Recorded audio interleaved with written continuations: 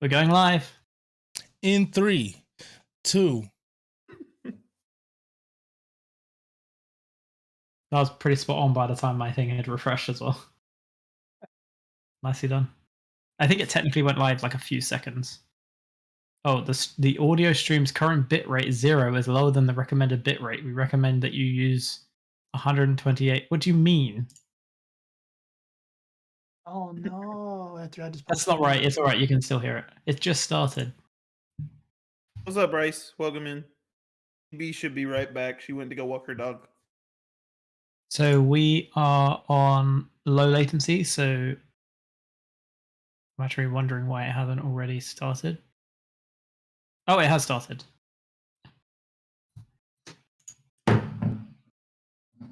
D2S didn't have technical difficulties.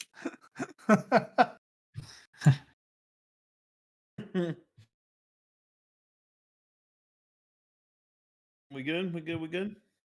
Cool. It'd be good if my chat was working. I see the chat on the side. I can't type nothing in it, but I can see it. Oh, this is top chat too. I only see the important people. I can see the chat. It's working on my end. That's Buzz's favorite. Top chat. Top chat is my least favorite. What? Why? Who is Don Mori? Hey, not Don Mori. I think he was gone by the time Sora came into my life. Yeah. I was recruited in the middle of a Black Desert stream. I think it's when I was playing, wasn't it? Or something like that.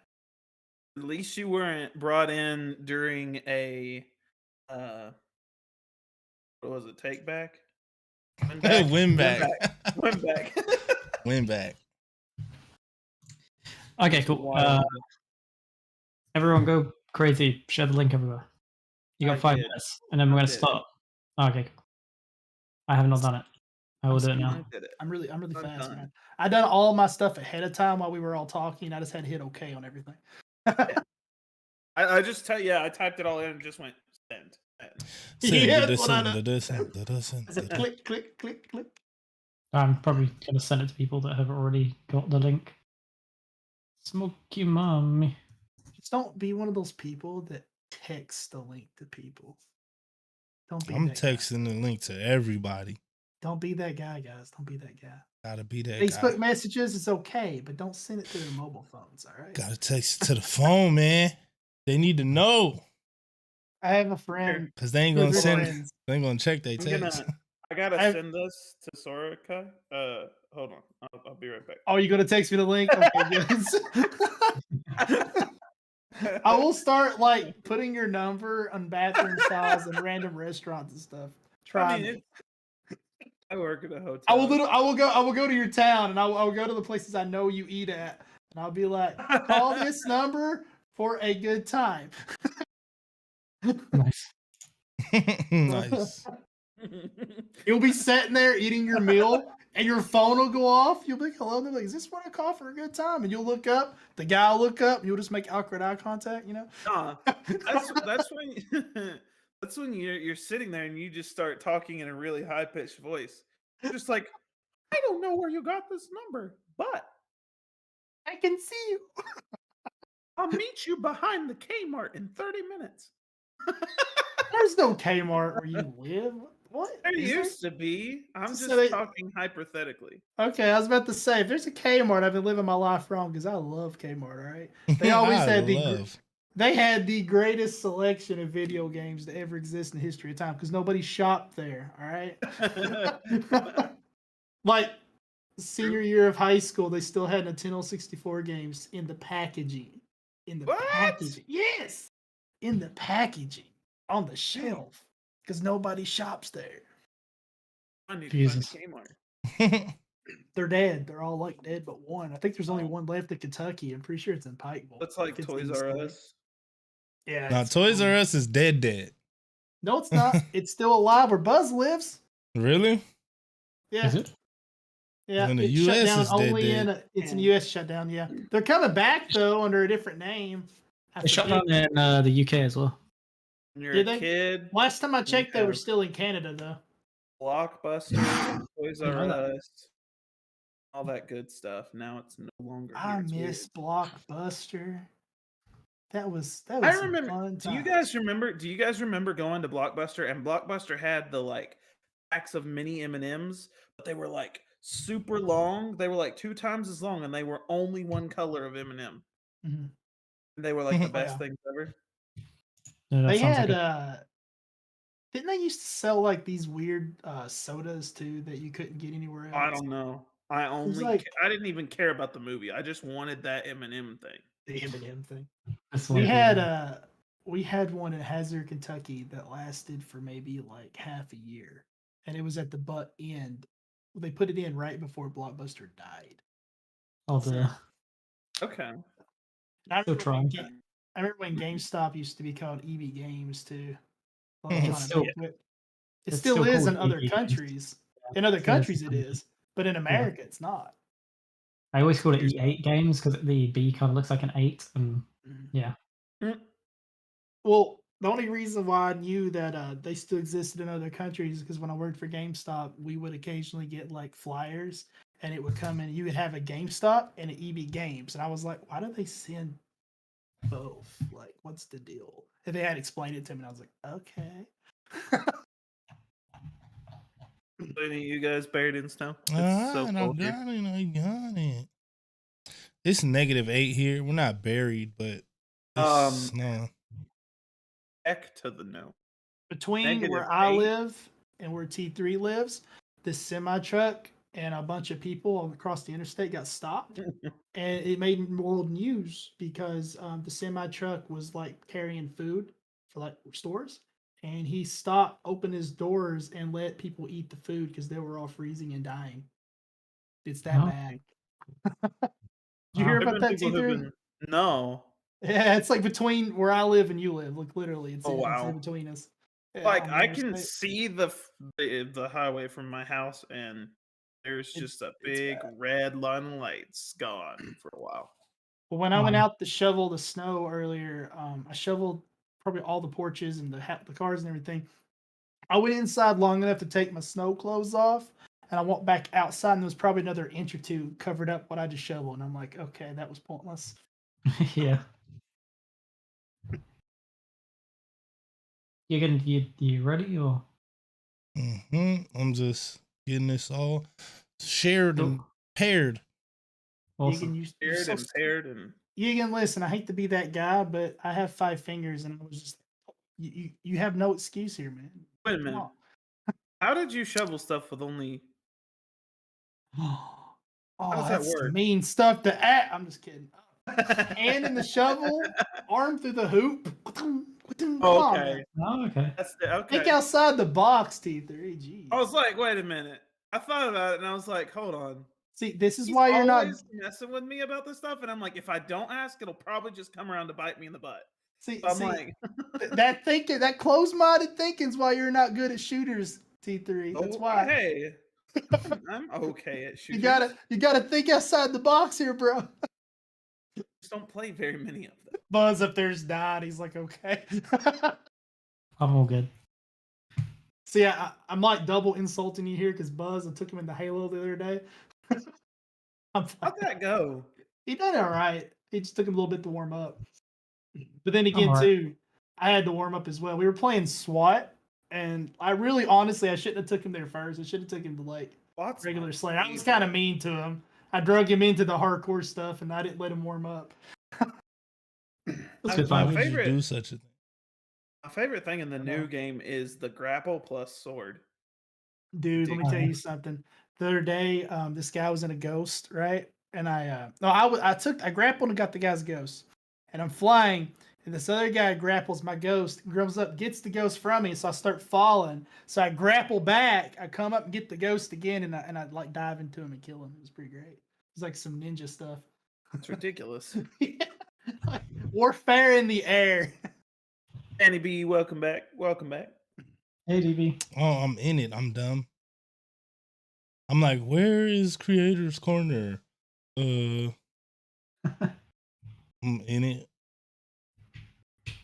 Egan's in concentration mode. He's like got his head back down. Y'all told me Yeah. you told me to post everything. I'm posting post it everywhere. everything. Post it. All It's the so cold Discords. outside. What temperature is it with you, DB? I mean, actually, I can't even remember where you're based, DB. Like, you're Nashville, aren't you? Yeah. My computer Let's is do right. Fahrenheit to Celsius converter because I won't know what you guys are saying. You said it's -8. Fahrenheit. Oh, that is cold. It's 18 degrees Fahrenheit here, according to my computer. It's supposed to It get down to 9. is. It is 18 here. So 17, 18, 19, 18 to 19 Fahrenheit here. So I'm -6. sorry. I'm sorry that we're the Yeah, only about same as me. country that still uses Fahrenheit. I know it's horrible, but Well, you do say, yeah, you are pretty much the only. Yeah, well, we are. We're literally Yeah. the only country that uses Fahrenheit. you really are, aren't you? Yeah. Uh-huh. I think the UK did in like the 60s. I want to say that they did, but I could be completely wrong.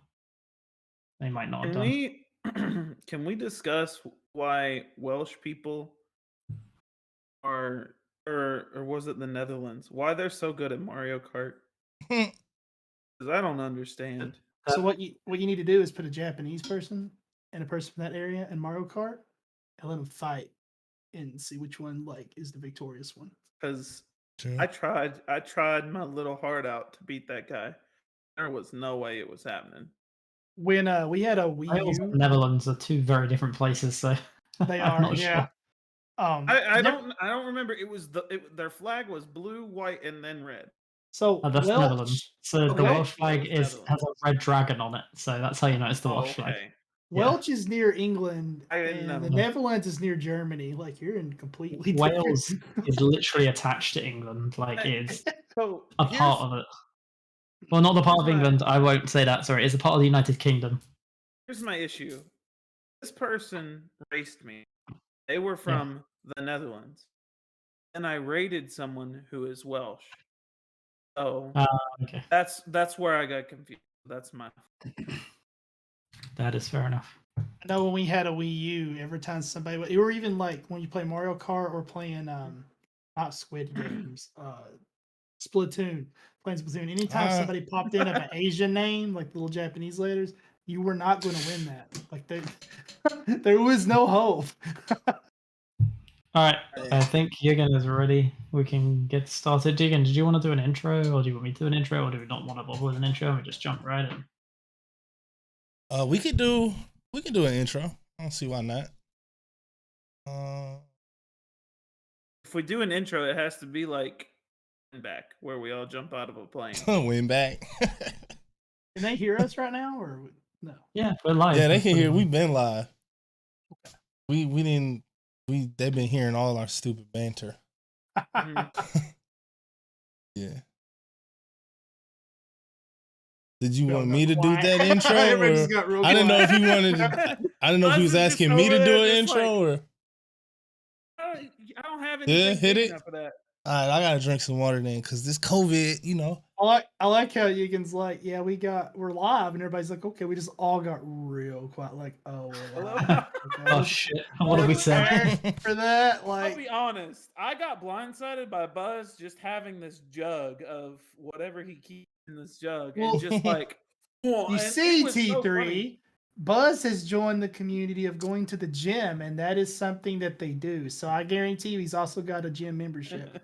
It just goes to you see, looking away. Yep, they've got him. That's the signs of it, right? It's the membership, the giant jug. They just shut down all the gyms as well, unfortunately. Some more? Oh, this man is taking Meaty Chunk to a whole nother level, is what I'm hearing. True. He's gonna get a big tattoo of Meaty Chunk going down his shoulder blades. Like, just pick a hard tattoo. All right, y'all. Go ahead. Yeah. All right, here we are. We're back, full effect with a new stew. I almost said new and improved. The new and improved new year, new stew. Welcome to our podcast, the Meaty Chunks podcast. I, as well as all three of these gentlemen, am your host, Real Yigan. Up above me is Sorakai. To the left of me is T3. And kitty corner right here is Buzz. Y'all want to tell everybody a little bit about yourselves? Sure. I mean, I'm Buzz, part of the content stew, probably the one of the main editors, I guess. And yeah, just love content creation. Used to be a streamer, no longer. Yeah, that's it for me. My name's T3. I'm a streamer. I stream on Twitch. I streamed on Twitch today. DB was there, Yiggin was there, Buzz was there for a little bit. I try to do YouTube stuff when I have time. Um, Usually I'm just a nincompoop and a doofus on games. It's just how life is. It's fun. I'm Sora. I'm the one-handed gamer. I stream on Twitch. Kind of want to stream on YouTube, but don't know yet. I'm sort of a YouTuber. I'm just really, really bad at putting videos up and replying to comments. But that's me. There we go. Cool. And I am Real Yiggin. You can call me Yiggin. You can call me Yiggs. I also stream on Twitch. I also make videos for YouTube. Married with a wife, kids. I'm out here in Minnesota. It's very cold. It's gonna be cold for a long time. It's snowing like crazy. I'm getting off COVID, so if my voice is a little raspy or if I'm coughing, please excuse me. We had to do this, so I'm excited to be here. Yeah, a little bit. I got a little juice up in there. Just yeah, I'm trying real hard. I might actually switch it to whoever else wants to talk, because the more I talk, the more I want to cough. But yeah. You'll just be dying. Can we do that actually? Can we do that? What? Can we switch to somebody else talking? Because I really do need to cough really bad. Okay, well, that's fine. Go just go die, go lose your mind. It's fine. Just explode. So, Just let it all out. oh, here's the thing. We kind of wanted to take tonight and talk about like last year in gaming, what we enjoyed, what we didn't enjoy, different things, new games that we're looking forward to, games that kind of wowed us, and just talk about like the general consensus of our gaming year, because I had a lot of fun this year, I'll be honest. Yeah. I had a pretty great year as well, like generally speaking, both personally and in gaming and professionally. So, you know, I'm looking forward to it. I guess, should we like jump in and just like, I mean, I'm just curious, what was your favorite game? And it doesn't have to have come out in 2021, but what was your favorite game, whole of 21 that you played, like 2021 that you played? That's so hard though. It's a tough one. There's not really much it came out, honestly. I so much. disagree. Yeah, there's a lot. But I mean, I understand why you say that though, and I have some interesting thoughts on the fact that everybody is saying that nothing really came out, but there was tons and tons of stuff. All right, let me retract. And I feel the same way. Nothing came out that interested me really, except for 2 or 3 things. But if I had to say my favorite game, it's Halo Infinite. Okay. Yeah. Very good game. Yeah. I can understand that. That is a great game, and it definitely made it up there. And even though I didn't get much of a chance to play it yet, like I played it a fair bit, and I really enjoyed it. So, yeah, it's a solid game. The game that I probably played the most this year, and the game I probably had the most fun with, was probably Monster Hunter Rise. That's just a game like last year I played a lot of Pokemon. Just my aesthetic, I play a lot of games on the Switch. Monster Hunter Rise just hit a little differently for me this year. It's more team based. You can work with other people. It's a little bit more social, and it just it I don't know. It tickles that itch, that type of gaming, I guess, for me. Yeah. Monster Hunter Stories 2 was very close second, because it's a lot more like Pokemon. Okay. Gameplay wise. Yeah. By the way, chat, feel free to answer that question as well. Like, I'd be curious to find out what you guys have been playing as well. For me, RimWorld. I know I've probably said this like a million times. You guys know that I love RimWorld, but they brought out a new expansion this year, the Ideology expansion. I'm pretty sure, like, I say this year, 2021. I'm pretty sure that came out in 2021. I may have completely lost track of time when it came out like 4 years ago, but yeah, that for me is... RimWorld has been like one of my top games for like 3 years now, so it's pretty hard to beat for me. Bryce is after blood. he just said Monster Hunter sucks. Oh, DB said Dang. Back for Blood. Yeah, I like Back for Blood a lot. I know there was like a lot of controversy around it, but yeah, Back for Blood definitely a close second for me. Ooh, I forgot. Yeah, Back for Blood. I'm not a big zombie gamer person. I'd actually I forgot had about a it myself. blast playing that game. It's Yeah, fun. it It's is fun. good fun. Yeah, because what about you? What was your favorite game at 2021? Man. So it's funny because I've probably played the most Halo Infinite in 2021, but I don't see Halo Infinite as a game that is the full package, that is something that I enjoy playing it, but it's not something that's full for me yet, right? Like they still got a long ways to go. There's a Can't agree with that. lot that needs to be patched and so on and so forth. So it is a great and wonderful game. I've spent the most time on it, but man, I don't want it to be this, but it is, and that's Psychonauts 1. And I just Okay, beat it super old yesterday. game. And yeah, it's a super old game, and I just decided to play it this year. The only reason it's Psychonauts 1 though is because I've only played like 4 games this year. Because I've been dealing with so much of my own things, and I took my big break and so on and so forth. And when I was getting time to stream, I would do a lot of Halo once Halo came out. But then before that, I was having a lot of stream issues.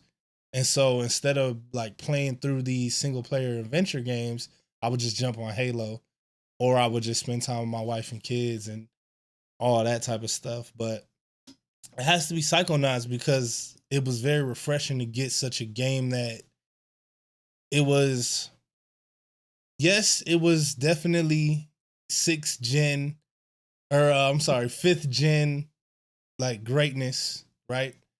Voice acting 10 out of 10. Sixth By the way. gen. 6th gen was PS2, Xbox original era. Yeah, it was that type of clunkiness and all that, but the story held up better than most stories held or have. The story was told and held up better than most stories in games today. What I loved about it was the art. The art was, to me, flawless for what they could have done on that system, and blew me away for what they've done on the system. And the storytelling and the fact that it wasn't just, shoot, clear out a room, and then you can advance. Every level had like intricate details to it and some type of puzzle solving going on, because every level was somebody's brain, and you had to sort out their demons and their emotional baggage and show them that they were worth it in some type of way. And so it was just the way you had to solve each puzzle became very refreshing in an action adventure game that didn't make you feel like you were just solving puzzles. It wasn't like on the Portal level, or even like it kind of reminds me of Prince of Persia, the reboot of Prince of Persia Sands of Time, where it was heavy puzzle integration, but it wasn't like, it had good action too, Was that the one you couldn't die? Sorry, I'm interrupting. No, that one sucked. That was the reboot. I'm talking about the one that's actually called Sands of Time. Okay. When he talks about character design too, like, imagine Tim Burton movies. Yeah, it is very Tim Burton. That's like the closest game I've ever seen to a Tim Burton movie. See, I had to look up Psychonauts when he mentioned it because I knew the game. I just couldn't put like the picture of what it was. And as soon as I saw it, I knew what it was because I used to play it on the back forever ago. But I will say I never could stand the way the guy's face looked, the main character. It just gets me. Yeah, he's probably the weakest design out of all the characters. Well, so I understand. Well, it's funny that he said it's like Tim Burton because a lot of Tim Burton's characters, I can't stand the way they look. Like Edward Scissorhands. Cannot stand that movie. Cannot stand that movie at all. You have the lopsided eyeballs and the eyebrows that move on their own. And so you weren't a Nightmare Before Christmas fan? I like that movie. Some of them don't bother me, but like there's just certain ones he makes. I'm just like, I don't like the way they look. Like I don't like. Is it the Princess Bride or the Corpse Bride or something like that? He is right. Corpse Bride, yeah. But Bryce saying it's Oh, like James and the the Giant animated Peach. segments of James and the Giant Oh, Peach. Yeah, dude. Yeah. you're right. It looks And exactly Caroline. like that. Caroline, I'm not a Dude. fan of Caroline either. Oh, can I be Coraline.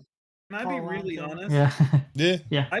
I haven't seen Nightmare Before Christmas before this last year. Oh, really? How? It's a good movie. At least you've Have you seen been it. alive that long and not? Yeah. That's like saying you ever watched Jurassic Park. You've watched Yeah. Jurassic Park, right? Yeah. Okay. To be fair, Nightmare Before Christmas was like a massive flop when it came out. It was like 6 years, 7 years before it started to Really? like gain like cult classic Hey, that movie's action. weird. It is weird, yeah, for sure. It's a very oddball It's a movie. dope movie though. It's good. I like it. Psychonauts kind of reminds me of, and I haven't played it, so it probably has maybe no connection. But It Takes Two, that they kind of to me Yeah. kind of have like from the small bits I've watched and kind of heard about it. It kind of reminds me of the latest version of that sort of game. Yeah. Also, it cracked me the hell up. Like Nice. every cutscene damn near, I was actually laughing, which doesn't happen to me in games very often. And What was your that was very refreshing. Huh? What was your favorite voice in the whole thing? Because I swear it was voiced by the same 4 people. That turtle, bruh. That sexy turtle. And there was this turtle. There's this minion called Shigor, and like the main villain dude has a minion, and her name is Shigor, and she's like just super terrified. But she has this pet turtle, and excuse me, and the pet turtle is like, this is not really spoilers, I guess, but he looks like super basic. There's this power that you can get. It's called clairvoyance, and at any given time in the game, you can use it on any character, and you can see what you look like to that character, and you can move around through their eyes. And so for this turtle, I look like cake. And so I had to get the turtle to move to the hole because I couldn't like use my brain to pull him out of this thing. And so I had to go and I found some cake or whatever. That's the only reason I knew. I just wanted to see what the turtle saw me as. I didn't even realize that I needed to use that power.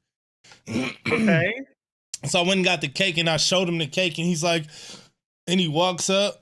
And then when I get him out, Shigor's like, oh, Turtle. I forgot what his name was. Super crazy name. And then he's like, yeah, baby. I got out of that cage. And I'm like, what the hell? Hold on. Like, whoa. And it's just like super pimp turtle, just super smooth, old school, like black dude, black exploitation, like crazy voice. And like, what the heck? There was a part where you had to use his brain to make it short for a machine that the dude was using. You had to use the turtle's brain to trick him. But the turtle's brain, when they took it out, it was like a full-size brain. And then it talked. And it was just like the dialogue was spot on. All the voice acting was spot on. Like there was no goofy, awkward moments. Like it was pretty crazy. Yeah. Wild. Yeah. Yeah. Nice. What's Yeah, that was some.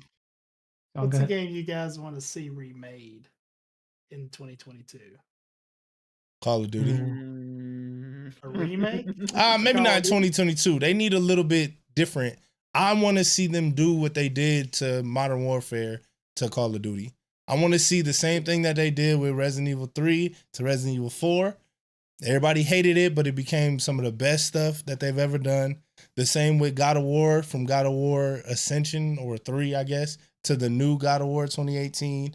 Nobody necessarily wanted God of War, but they changed it, and it was amazing, right? They took their time and did it right. I think either Call of Duty or Assassin's Creed needs to get that treatment where it feels completely different, but also feels familiar.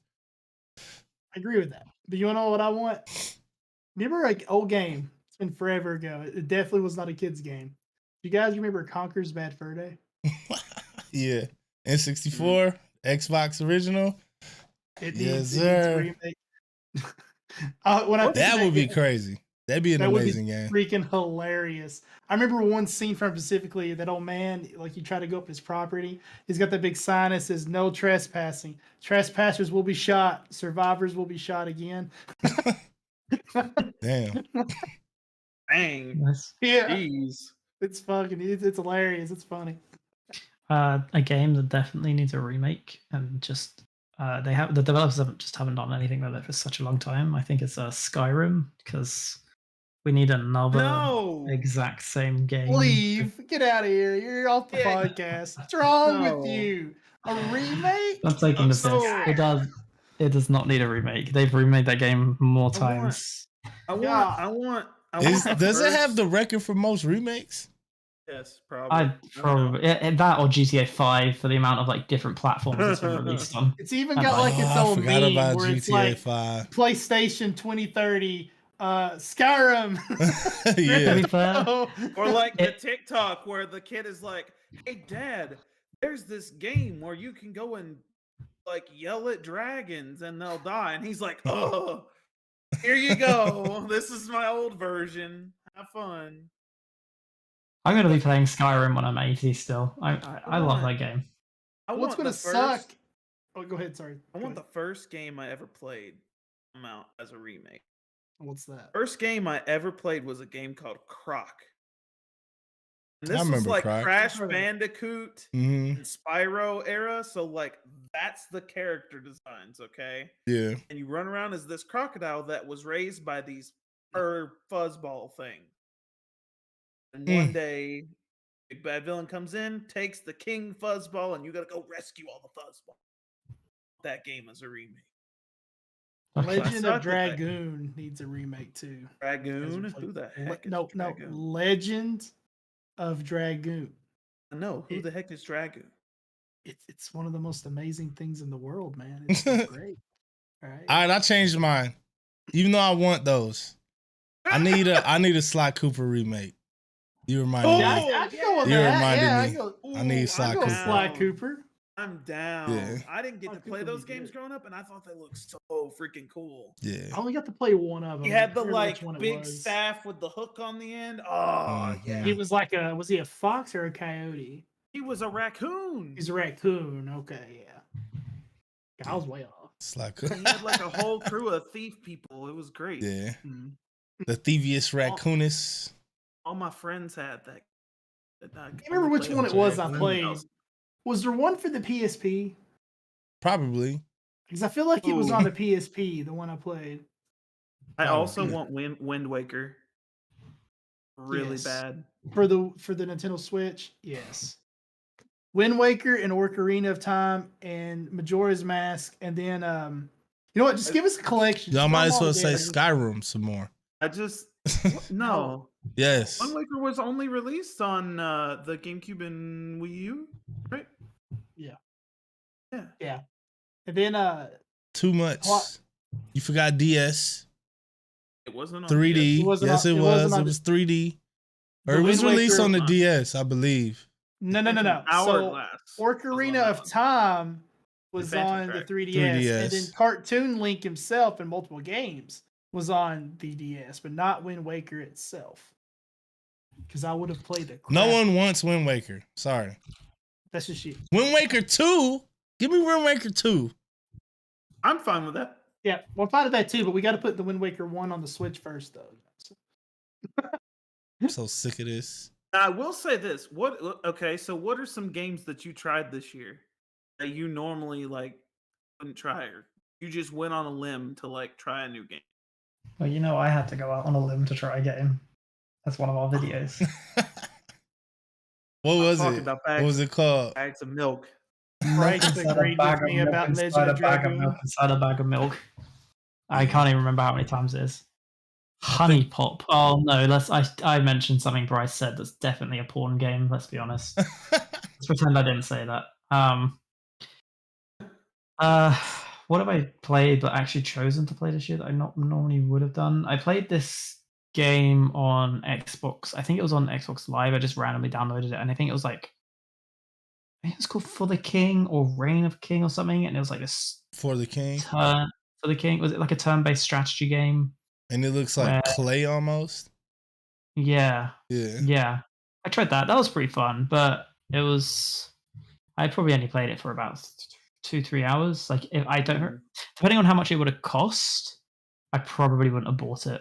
I'm glad it was like free. Not that it was a bad game. It's just like it didn't hold my attention long enough. If it was like a $5 or $6 game, then I probably would have paid for it. But like if it was like a $15 game, personally, That's not bad. yeah. From what I hear, it's much better with friends. Oh, Yeah. okay. I didn't even know that it was From what I've seen, actually. multiplayer. If it's the well, fair same enough. game I'm thinking of where it shows like the backs of the characters, one has like a wizard hat almost. No, I think we're thinking of different games. Huh. You might be thinking of. I Oh. may have given you the wrong name of this game. But Danny B's talking about a game.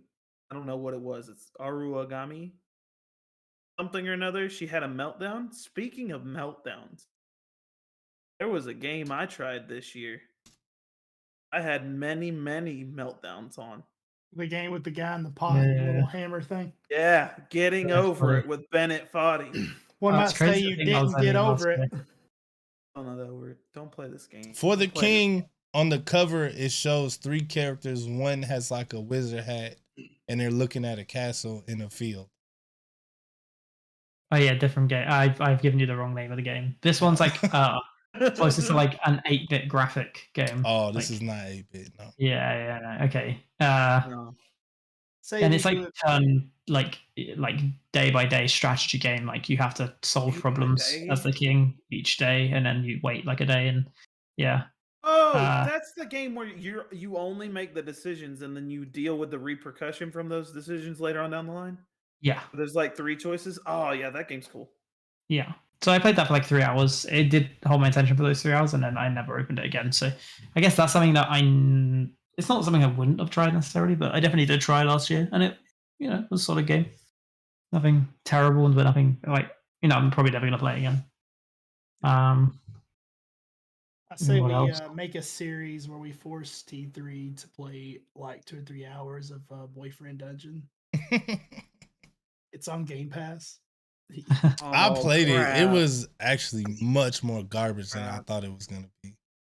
I I was so excited to play it too. I seen it and I was like, I'm really tempted to try this because it actually from the screenshots it looked pretty decent, but then I was like, I don't want people to see me playing this.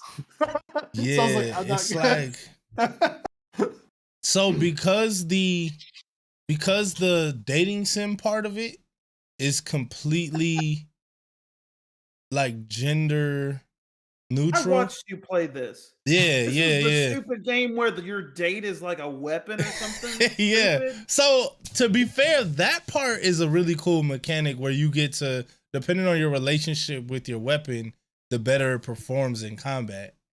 Right? Interesting. But everything is so, like, for me, it doesn't translate when everything is gender neutral. So like everybody's talking to everybody.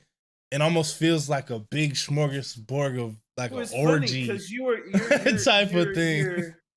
Your weapon was a dude, and you were like, "I'm really hoping for not a dude." On the next Yeah. weapon. And you got another weapon, and it was a dude, and I'm like, Yeah. But like, it doesn't, I don't know, since it doesn't differentiate, I guess it's okay to date a dude, but it makes it so much less intimate, So if that makes sense. it's called Boyfriend Dungeon. So what did you expect when you True. played the game? True. Like, did you expect to get a girlfriend in Boyfriend Dungeon? True. But like, Just saying. He's The- that one the- percenter that went in saying, I'm gonna get a girlfriend, dang it. I thought they were gonna have different personalities, but nothing has different personalities. Like, yes, each weapon / date has different personalities, but because everything is neutral, like your cousin that you live with has dated your girl / dude / sword / whatever, and then the shopkeeper also has dated your cousin / the dude / the sword over there. Like, it doesn't have as much personality and depth. But then beyond that, like, let's say you're just like, I'm just here for the mechanics. I don't care if you're a dude or a girl. I'm, what is that, pansexual or whatever it is. The person who put me on is actually pansexual, so that's really interesting. But even that, like, the combat is garbage as hell. And like the dungeons are actually pretty garbage. So I would imagine you would yeah. come across a hammer, and its name would have to be Chad. What? Okay, All right, biggest flop of 2021. man. Worst game that got Ooh. released that you can remember from that year. Did Biggest Cyberpunk come out disappointment. in 2021 or was that 2020? I think that came out in 2020. Yeah, it came out in 2020. They made improvements through 2021. Okay. I was gonna say it's definitely Dang, that's Cyberpunk, hard. 100%. It didn't come out this year though. I know. If it was, Yeah. which it flopped For so me- hard, I don't even want to play it. No, Like I just I've not don't even touched have it. any interest, and I wanted to play the sheezy out of that game. You know, I'm definitely going to go back to it eventually, but I really will go back to it when they add the online feature to it because that's the main thing that I was looking forward to was the Oh, fair enough. online capability. Because But- for me, in that kind of game, that's the last thing I care about. Like Red Dead Redemption 2, I know it had a great online world. I never once touched the online. I only ever played the like solo stuff. GTA 5, another one. I tried the online like twice, never could get into it. But the single player is actually really good in my like one of the best single player like campaigns I think like ever really. Like it is a really And- nice good one. Can I make So, a yeah. controversial pick? Yeah. For biggest flop? Sure. I'm gonna say the Diamond Pearl remakes. Mm. Fair Yeah. enough. I know mine. I had to take a Google so I could get remembered everything, but one crossed my mind and I saw it. Outriders. Mm. Oh, I That remember was- that seeing was- the Nice. trailer for that game. Was Outriders. it no good? I remember seeing everybody streaming it and I understand why. Continue. Go ahead. So Outriders, Just unsubbed. it's not that it's Dang. bad because the gameplay is good. It's like Ooh. imagine Anthem sort of in a way, but done right. But then like you get to a point and it's like everything's repeating. The gunplay's fun, but everything around it besides the gunplay, it's all repeating. It's repetitive. You lose the track of where you're going. Like it just doesn't. It seems like the game's just in a lost direction. The story gets kind of stale, and then like there's really nothing to do once you get to like the end. You're just kind of like, we're here, you know, like what we do. So it's like everybody just quickly went up, then dropped off. And not to mention all the glitches and the issues and just all the things in between. Everybody's like, nah. And that's what made it flop so bad. Like it was so hyped to the point to where like my old Anthem group that I run, Anthem's dead, clearly. They made the agreement that Anthem's never coming back. So he's like, we should flop our group to something else, to a different game. And we were all like, what about Outriders? Put up a group vote, and everybody's like, Outriders, yeah. We're like, okay, cool, we're Outriders now. And then Outriders flops. And it's Damn. like, what do we do? So now it's just sitting there, and I'm Kinda sucks. hoping like to come back in a year and be like, we're a general gaming group now. What's up? You just flop gaming group. Yeah. Because Outriders definitely Yeah. gave me Anthem vibes. It Definitely. was Wrong. Unfortunately. I don't Which- think that the Pokemon games were bad. I just think they could have went and done a lot more with that game, and they just didn't. I can see that. Game came out buggy. There was a lot of not necessarily hacks, but glitches. I don't know. I was just disappointed by that game this year. I played it for an hour, and I've yet to go back to it. I beat the story, and I haven't gone back to it. Not really. I probably I went won't back play to it once or twice. another Pokemon game until we get a true console Pokemon game. I Yeah. feel that. I feel what you mean. Or You know, the MMO. honestly- Or the MMO. Oh yeah, yeah. that'd be good. Or I feel like there will be an MMO though, because of Temtem. I feel like Temtem is going to be that game that's like you have to make an MMO to keep up. or I- if they I put think a they were faithful mainstay remakes, yeah. Pokemon game on mobile, I'll play the hell out of it. Uh, Like if they put Sword and Shield on mobile, that's when I play it on my phone. see, mobile games don't work as Sora because the nub doesn't work with touch screen. Like it just True. it's too big. True. And like I can hit one button, I can't like migrate. You know, it's real annoying. So me and If mobile you guys games, weren't here earlier, I was trying to figure out how he shoveled the snow. Don't you And use then a we- hand? my hand's in England. It's broke or New York. One of the two. You I ain't don't got know. more It's than broke. one? Two very What? different places. What? Didn't you What do you just mean more- didn't you just more than- unbox a super crazy hand? Yeah, your I'm- Metal Gear Solid one. That was a. It's okay. So no. All right. The hand's the same. It's the shell that. Oh, yeah, okay. yeah. No, and those things are like 20 to 30K. No, I do not have two. Sheesh. Right. they're not cheap. That's too much to be broken out of the country right now.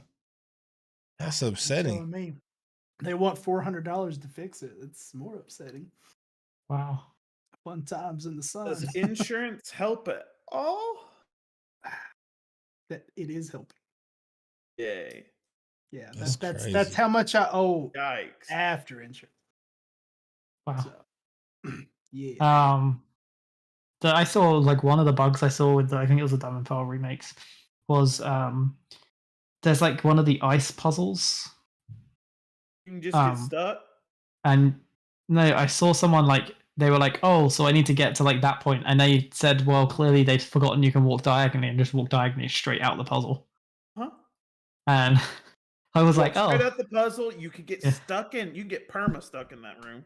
oh my god.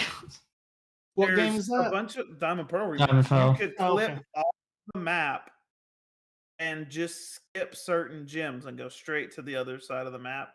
There was like Also event back of stuff like that they used for like Shaman, because Shaman's an event Pokemon. So you could clip off of the map, go all the way up to a special area that's just for Shaman.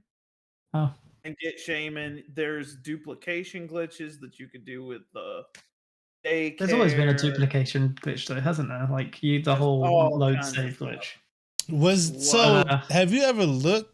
Could you do these things in the originals? Probably. Because No, you that couldn't would be do- because very you couldn't walk interesting. diagonally. It wouldn't Oh, surprise me. okay. So that's how people were glitching sometimes. Well, at least Oh. I never played it, but you couldn't move diagonally in the originals, is what I believe.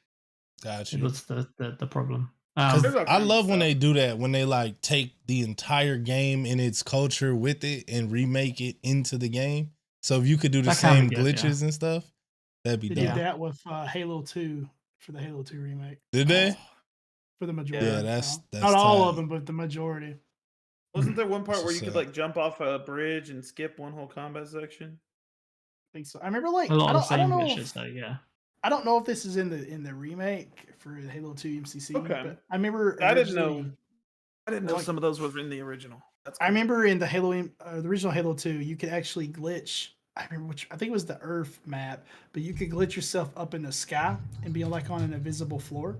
Take a sniper rifle and aim down, and you're literally standing outside the map, and they can't see you, but you can see them, and you would just snipe them. Like Oh, from the yeah. ground. It was insane. Is I the don't know scarab if in the that's new it. one? The scarab gun? I don't Do you know? I'm gonna have to go and look. Yeah, that scarab gun is Um, crazy. I think the biggest flop that I saw and didn't buy or anything was the GTA remakes trilogy. Mm. The That PC was- version, The what, sorry? the PC version definitely did flop massively. They look terrible, and honestly, it just looked like they'd reskinned the original game. In fact, the HD mod someone had made for the original games Yeah, the was modder. better than their re-release, Mm. which is like, yeah, that was disappointing because those games were fun to play when I was younger. So I might have considered getting it. Like I have like San Andreas and 3 on 360 still, and Vice City as well. Oh. So Bryce made a good point. A very Yeah. good point just now. Vanguard, Call of Duty Vanguard. Blech. I haven't even Yeah. seen Vanguard. I didn't know that. No. Which is Vanguard was a crazy. game. It's like all right. So Call of Duty Vanguard, I feel like it's good, if you don't count it as a Call of Duty game, like if Dang. it's just on its own little third party indie game, yeah, okay, I think I'm pretty good. But for the multi-million-dollar company that they are now, What Yeah. about 2042 Battlefield? Yeah, that Because was that a flopped disaster. hardcore too. so here's the thing: it flopped bad. It flopped really bad. But my buddy got me to try it out the other day, and I will say that from the beta that I played a week before it released, the other day when I played it, it's actually a lot better. It's a lot smoother. There's really no issues or glitches going. They've really done some magic with it. But I will say this: I'm not really a fan of the game, but that's just because like I feel like the game is really really big, like battle royale big, but with a smaller infrastructure map gameplay setting. Like you got to capture the zones, and they're spread out very far and wide, but it just doesn't seem like there's really enough players and enough going on for it to justify the map being that freaking big. And I think the distance and everything ruins it, in my personal opinion, if that makes sense. Did you play other Battlefields? Yeah, I've played Battlefield 3. I've played this new one. Did you play 4? And I played one of them that wasn't online. That was for the PS2, I believe. Probably Way 2 or back in the day. 2, like Bad Company or something. It might have been online, but I didn't have live at the time. I was gonna ask you if you felt that with those. Obviously, 3, the PS2 doesn't count because that's a little like, but Now, like I always found that that's what Battlefield is. But I haven't played 2042 either, so I don't know. with 3, I don't remember much from it because it's like right when I got first into PC and everything. I would have to like kind of jog my memory by going back and looking at it or something. But I don't know. I'm not really a Battlefield fan. Like I mean, I'm not. I might like the team deathmatch mode. I've not tried that because the thing about 2042, the main thing that everybody's playing, or at least that's what my group was playing, was capture the zone or hold down the fort kind of deal. And that's not the type of game modes that I really like. Gotcha. So I'm probably biased, if anything. I think 2042 will bounce back though. Because it is modern. It's not over the top modern, but it is modern, and people been waiting for another Battlefield 4, which was modern for the longest. So, but it's not flop like Outriders. Like it's not flop like Vanguard. How do you all think Battle Royale games did this year? Like Valorant, like Valorant's not really. Valorant, no. It's not. No, it's more like Fortnite and Apex and games like that. Question: was there any new battle royales last year? I'm sure there were. Right. If they were, they didn't get popular that I know of. Yeah. Yeah, I didn't hear none. You know, for battle royales, oddly enough, I have, and I hate to say it, I feel like all coming out of my mouth when I say this, but I've actually been playing Fortnite for the last couple of weeks. Buzz. Was like, yeah. I mean, you know, what got me playing Fortnite was two things. The first thing is there's rumor from a very well-credited data miner that Fortnite is going to be having a no-build battle royale mode, and that's always been my issue with Fortnite is I don't like the building. That ruins the whole game for me is the stupid building. So I was like, you know what? That sounds good. And I'm like, maybe I should go in, try to gain some skill, play some Fortnite, whatever. Turns out I'm actually really good at Fortnite. Me and my buddy Grail, we've won like 2 or 3 back-to-back battle royale modes of Fortnite. I know everybody's gonna be like, well, those were bots. And it's like, no, they're not bots because I got past all the bots when I was playing solo. Those were people. See, like, me and my wife keep up with Apex, and I feel like Apex actually had a little bit of a drop off in the past year. A lot of their creators are still doing stuff, but I feel like last year they were having a lot bigger tournaments, a lot more, more face front, I guess I should say, on Twitch. This year, it seems like they've just dialed it back just a little bit. Yeah. I might be crazy about that, but I just was curious how y'all felt about it. I tell you one thing though, speaking of Apex, is it Respawn? That's the people, the people make that. Not to shit on Respawn, but I'm gonna shit, I'm respawn. So they made Titanfall 1 and Titanfall 2 forever ago, and then it's their baby. It's what made them, and then they kind of abandoned it, you know. And then last year we had all the hackers and everything eat them up, and all this other crazy crap went down. Well, anyway, I found out about it like about a week ago, if even that. But these community for Titanfall 2 have went together and technically made a remake, so that's why it's kind of fitting in here. But Titanfall 2 North Star. It's a private server for Titanfall 2, and it actually runs 10 times better than Titanfall 2 did when it released. When it released, it runs better. They're adding new guns. They're adding new maps. I think they're adding new maps. They're definitely adding new modes. I don't know if they're adding more Titans or not, but if they're adding guns, I'd imagine they're adding Titans, you know. So, and also, the same people brought back a Titanfall 1 private server as well. So, and Titanfall 2 is like apparently heck populated right now on this private server, and it's running like perfectly smooth. It's running better than Halo Infinite is right now, which is saying something. Wow. So, yeah. I mean, you had 50 years to get it running smooth. Yeah. I'm glad though, because Titanfall 2 is one of the best shooters I've ever played, and it died Definitely fast. hop on North Star. All of us should be playing North Star. Like we should try it out. I feel like it'd be some good content and fun times. That's Yeah. interesting. Titanfall. I was just curious what y'all thought about all that, because like I don't know, like battle royales are fun, but I played Apex for a while and I just kind of dropped off of it because I just got bored of doing the same thing over and over again. Yeah. I never really enjoyed Apex as much as I've enjoyed other battle royales. I enjoyed PUBG more if I wanted a slightly more realistic, and if I wanted like more cartoony, obviously I just go to Fortnite. I know there's like a bit of like I don't know, like negativity towards Fortnite being a kids game, and I guess it is really aimed at kids, but like I enjoy it. How did Warzone do this year? Any news there? I have no idea. Okay.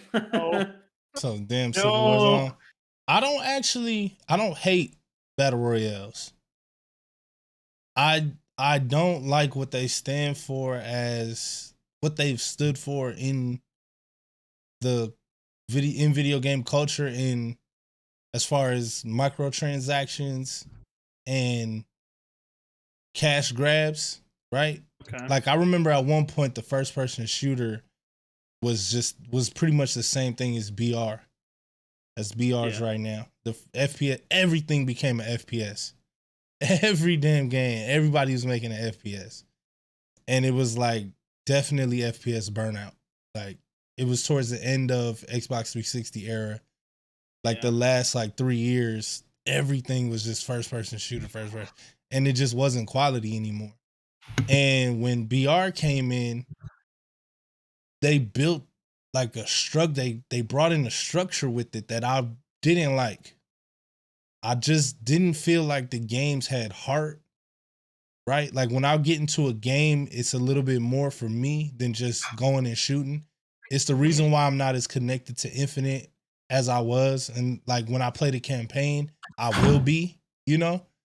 But right now it's just a shooting game that I can jump in and out and not have no attachment to, right? And it just happens to be the first free-to-play shooter that I've played that's actual game that's not a BR. It's not some weird version or whatever. Like it's Team Slayer. It's all of that stuff. It's the first one. Is there any other FPSs y'all seen that did that? Not recently. Like no. It's very nostalgic. Like in other than like Quake, maybe Arena. What are you saying? I mean, the only FPS I can think of that's free to play that they feel like they done well, but it's not really an FPS. It's a tactical FPS, and that's Valorant. But the only issue of Valorant that I really have is the map, not the maps, the skins of the guns and stuff is ridiculously priced. Is Valorant team deathmatch though? Yeah, like is Valorant capture the flag and all that type of stuff? Right, that's what I'm saying. So like, I hear that, right, by the way, like Rogue Company, same thing, type of thing. There's been shooters, but none have came out with the formula of a Call of Duty main game or a Halo main game or even like GoldenEye, you know, with those classic modes and been free to play. like Yeah. only Halo, and I'm Yeah. surprised it's not doing better than it is. Actually, I think people It's- still got that Halo stigma on them, and not realizing how So, good this they're game is. stuck with Halo 3. Like they're just stuck on the Man. Halo 3 butt. And So they this need is to- interesting, and this is a pretty interesting segue. So we've talked about games this year, and like games that we like, games that we didn't like. What are some games that you're looking forward to? Gotham Knight or Gotham Knights. The new Harry Potter one. Man. Didn't that get canceled? What? Damn. sure got I just stomped on his Buzz is face. like, Google. Either the new Harry Potter game got canceled or the Harry Potter MMO got canceled, but something the Harry Potter got canceled. Just Video play game when- No, we're good. The Harry Potter video game is still coming out. Yeah, I think there was like a mobile or something rather that did get cancelled. Yeah. Breath Okay, of I the knew it Wild was something 2. video gamey Harry Potter. I was like, oh no, Buzz, I hate to be that guy. I'm with Bryce on this one. Breath of the Wild 2. Sick I of hope. y'all. Nah, Gotham Knights looks really good though. It Gotham really Knights does. looks fire. I don't know It why I'm not does. excited for it. I don't know why I'm just like not really like. Probably I'm 'cause gonna they're all play it. sidekicks and not the main one. Maybe? You I think don't know. so? It probably is. Probably. Have Like- y'all seen Gotham Knights gameplay? It looks amazing, but Yeah, I'm just it's not good. like there like I was for Arkham Knight. Well, Like I went to the launch for Arkham Knight. Arkham Knight. I don't know. Like I like Arkham Knight. I do, but Or Asylum Why- or City. why can't they just do? I don't understand why DC, Warner Brothers, where else the hell's combined? Why can't they do right by Jason Todd? Why? That's funny. They always got to take him and put him through these stupid loops that doesn't make sense. Like they couldn't come out and make a Red Hood game. They're like Arkham Knight, and then in the comics they introduce Arkham Knight, make it canon, but it's not Jason Todd. It's this girl. I forget her name. And it's like, what are you doing to me? Do you think it's because of the name? What do you mean? Like, you think it's because it's just called Gotham Knights? Do you I don't know. understand what I'm saying? Or you're just like, I don't get what you're saying. I'm completely excited about it. I don't know what you mean by Gotham Knights. Like, what do you mean by that? Well, no, like, I don't know if it's just Do you the think they could've name come up of with a it better or name for it that's not okay? really. Is it maybe because But it's not maybe- the Arkham brand? It could be that. No, because nobody knew we were getting Arkham and it was going to be as amazing as it was. I'm down for new stuff being amazing, no Here's matter the thing, how you label it. anytime there's comic stuff, I'm biased. Like I'm always Yeah. going to be biased. Like Oh. I can't give you like Okay. some fair answer because I don't know. Let's- I'm excited for it. So. Can we go into this segue then? Because I think that's a perfect like Yeah. gateway drug I was into this about to say. segue. I've been wanting to talk about why nobody seemed excited, or why you say nothing has came out, or why it just feels like 2021 just had no hype to it. Like the whole year, I don't know about y'all, but I talked to other people and they feel the same way. It was something about it that just wasn't super hype. Like people were missing the Game Awards that watch it every year. Like, I don't know what it was about it, but I wasn't excited for damn near anything. Yeah, Well, all of 2021. Everything has been This- stuck in development hell. There's chip shortages and nobody can get a hold of a PS5. Nobody can get a hold of a new Xbox. It's If your video BS. card cracks out, you're Fuck. F. I would say yes on the video card, but I've manually gotten over 20 PlayStations. Yeah, but Manually. but Yigan, you're on some weird, like crazy True. black magic voodoo shit. Like, I don't So- even know what you're doing. But there's You're sacrificing things on the left. Probably. No, it's not right. So, without getting too political about this, because this can get there, is it just that information travels too quickly? Like, are they not making realistic expectations for video games these days? Are they not releasing full games? Yeah, Honest- there might be there's a level of disappointment in so many of these like hyped games in the last 5 years they've been so disappointing. And yeah, Yeah. they worked hard to like make them real well-rounded games. The first one that comes to mind is obviously I said obviously the one with all the planets, massive flop on release. No No Man's Man's Sky. Sky. Yeah. Thank Oh, you. No Yeah, No Man's Man's Sky. Never Sky. mind. I bought that game on release. I was so hyped about that game. As was And everyone else. as was everyone was super hyped about that game. And I played it for like 2 hours and then realized I was just it was boring. And then I was like, no, it's just me. I'm early game, right? It will get better. And then so I spent like the next Oh, 3 no. days putting in like 20 hours of the next 3 days. I literally did nothing for the full weekend. It doesn't get any better. And so yeah, I've never touched it since. And I know people have said like it's really good now and blah blah blah. But I know it left such a bad taste in my mouth. And I think that's happened with Cyberpunk. Another example, like flopped on a bunch of people. Again, they've come out and been like, shit, we fucked up. We're gonna make loads of changes. But yeah, I kind of feel like that's led to my lack of hype. That being said, there was one thing I was super hyped about in 2021, and that was the new expansion to RimWorld. And that's because the developers, they're a small indie studio, and they have so far, touch wood, never let me down on like anything that they've released with RimWorld. They work really hard with the community. They work really hard with like the moderators even to like build out this content. And yeah, like I think lack of trust in these big developers and lack of like actually seeing anything amazing happen in the space has led to, I think, a lack of excitement. That's a good point.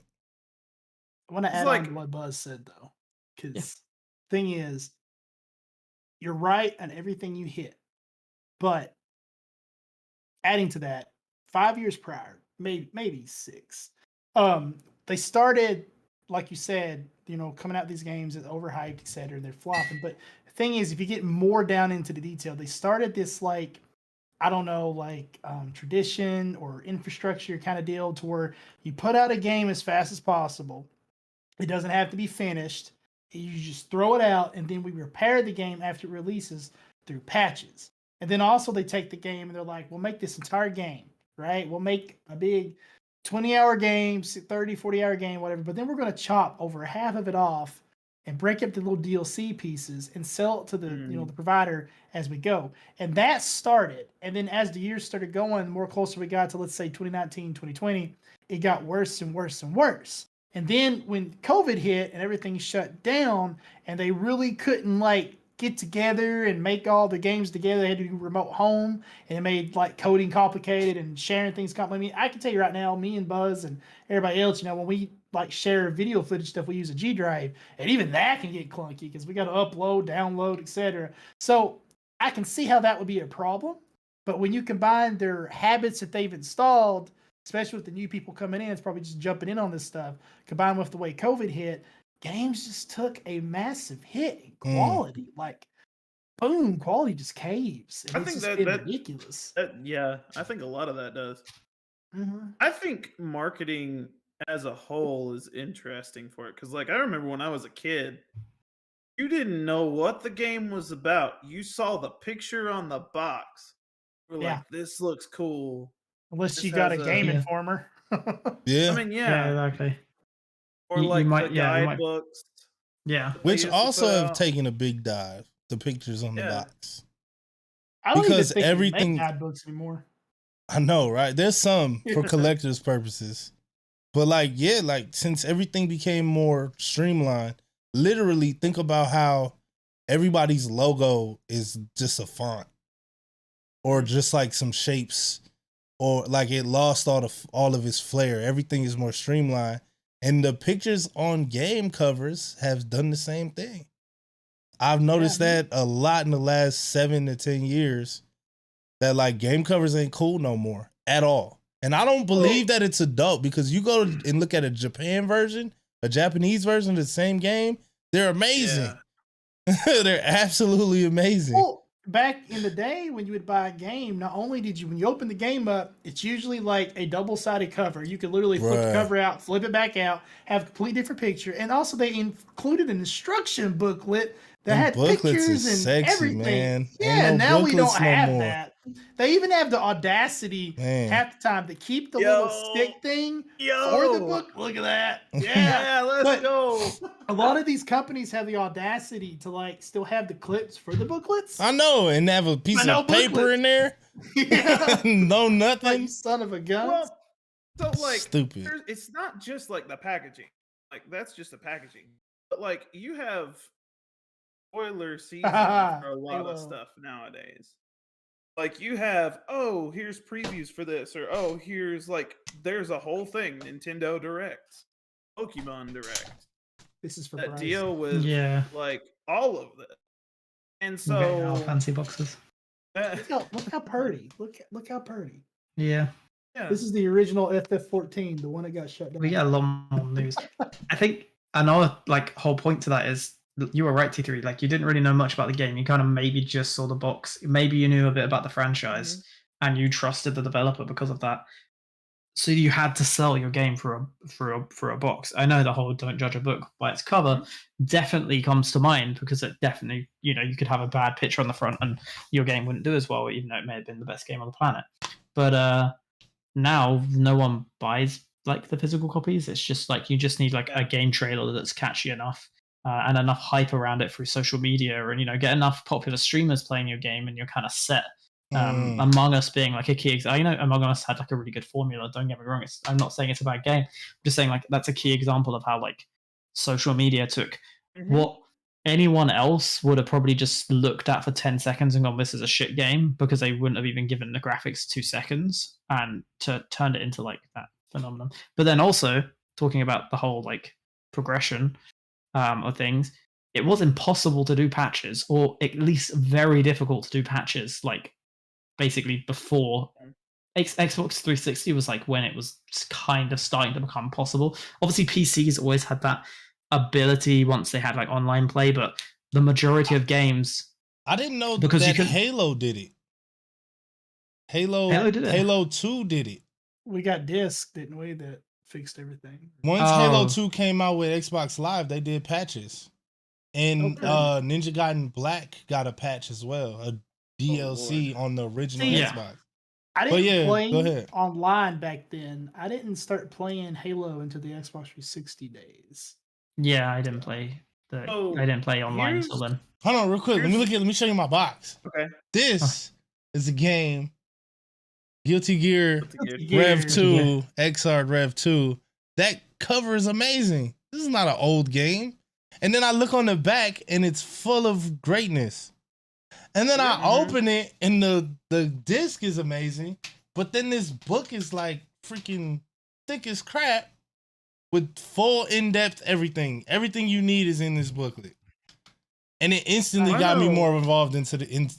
Like the Halo 2, the physical copy had the booklet and it told you about all the aliens and what they did and what each weapon did and different stuff like that. So like my other question about this is so you've also got YouTube and Twitch and like Disney Plus and Hulu and all of these streaming services that can run through a gaming system.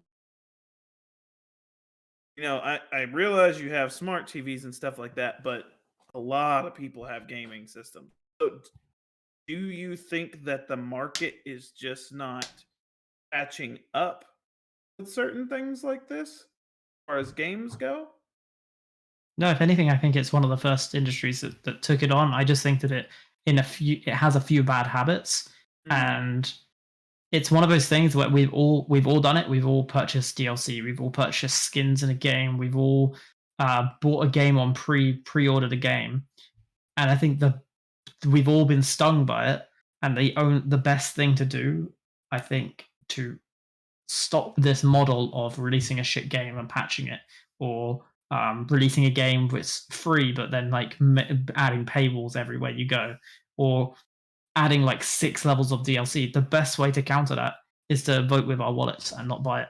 Because if we stop buying skins, they'll have to turn to a different revenue stream. And if that different revenue stream is like making us pay for a game, then we're gonna demand certain levels from that, like of like amounts from that game. Like you can't make someone pay for what would effectively be a free game and then charge them for a bunch of skins as well. Actually, to be fair, there are games that do that out there, but just don't buy the skins because then they're going to realize they're wasting their time creating those skins. Don't buy the DLC because then they realize that people are pissed off. And I mean, EA is probably the biggest culprit for this. Is they constantly try and do that whole split a game up and add monetization methods, and they've been doing it for a while. But So I try to here's avoid their games because of it. And I think if everyone votes with their wallet on how they want the systems to be treated, go and buy those games that are maybe charging 60, 70 bucks because they are telling you that they are avoiding those practices by doing it. If you do that, then these other companies that are only doing those practices are going to start. Well, hopefully they'll start to see it in their bottom line and realize that they need to switch their like practice. something that I've seen, and this is interesting. So like I'm gonna take like a few corner cases that are weird, and it's just what my brain went to. You have games like Hollow Knight that released as a base game, and they were really, really good. Game gave you like 40 hours of content. It's an indie game. I think they released DLC, but I don't think you had to pay for it, which I don't think is a bad way to do this. But you also have cases like, so when do you think that DLC is worth it? Should be my next question. When it's an expansion, when it's a legitimate, you have your entire game, that like the game is complete, that when when a DLC is you could call it an expansion, that's when I think DLC is worth it. Otherwise I think DLC is purely just like trying to find a cash grab. To me, if you buy a game, you should get the full game, and you shouldn't have to worry about like really only getting about half a game and then them releasing. Yeah. Are you meaning like Monster Hunter World versus Iceborne? I guess I should say, because that game literally the DLC doubled the game. Yeah, right. That sort of thing. Yeah, I think Guild Wars 2 kind of has a really good like DLC system expansion. They call them expansions, and to be fair, they are expansions. Guild Wars 2 as a base game is a full game that you can play through, and it has a ton of content, and I have absolutely no idea how much it costs. In fact, I think it's free. It's free to play the base game. The base game is now. It used to not be. Yeah, it used to not be. Yeah, it's now free.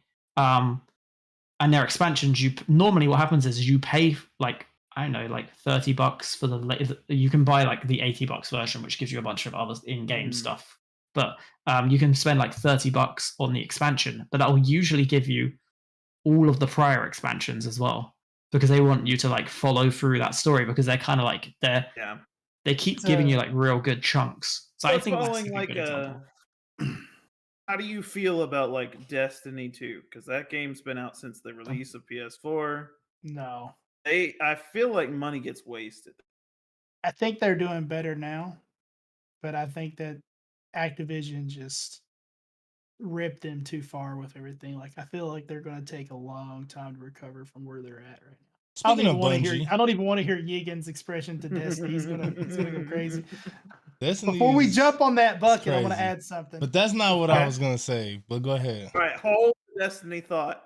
What's up? Well, with what Buzz said. So I agree with everything Buzz said. The only tweaks I want to throw in is I don't really have an issue with skins as far as like them being bought. My issue with skins is how much they are. I feel like a skin should be no more than $5, like because it's a skin. Less. $20, $30 is ridiculous. That is ridiculous. Should be $5. I mean, I feel like that's appropriate.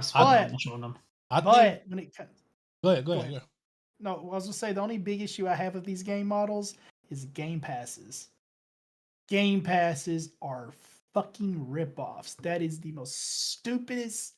I don't even know if I'm saying it right. I do wish the battle passes. Battle pass. I think that's true for what I've seen thus far. I would disagree on one instance. What? Sorry to interrupt you, Yigan. Fortnite Battle Pass, I think does it right, and I'll tell you why. Yeah.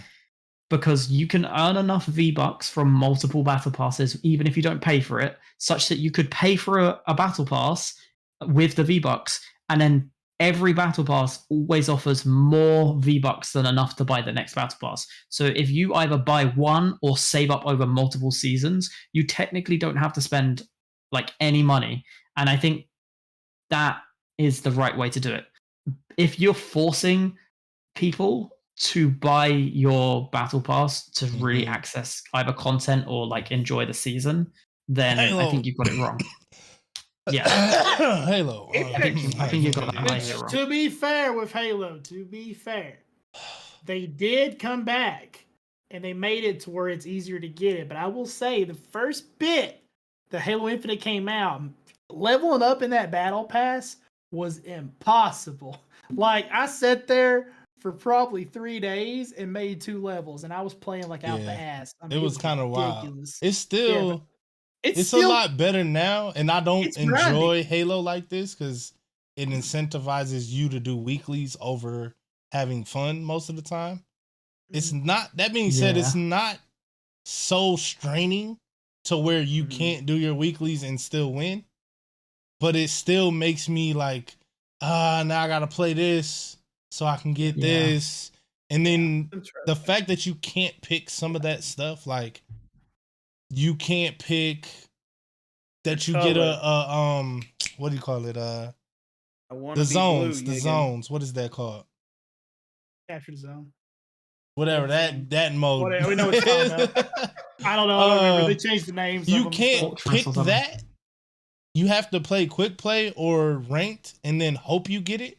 There was a time where I had one thing left, and it took me 2 hours to get that game type because I just couldn't pick it, and I gave up. And I was like, forget it. Like I don't care no more because I need to go my butt to bed. Like, but the pass was over in 9 hours. Like, you know. But to rewind on that, to reverse.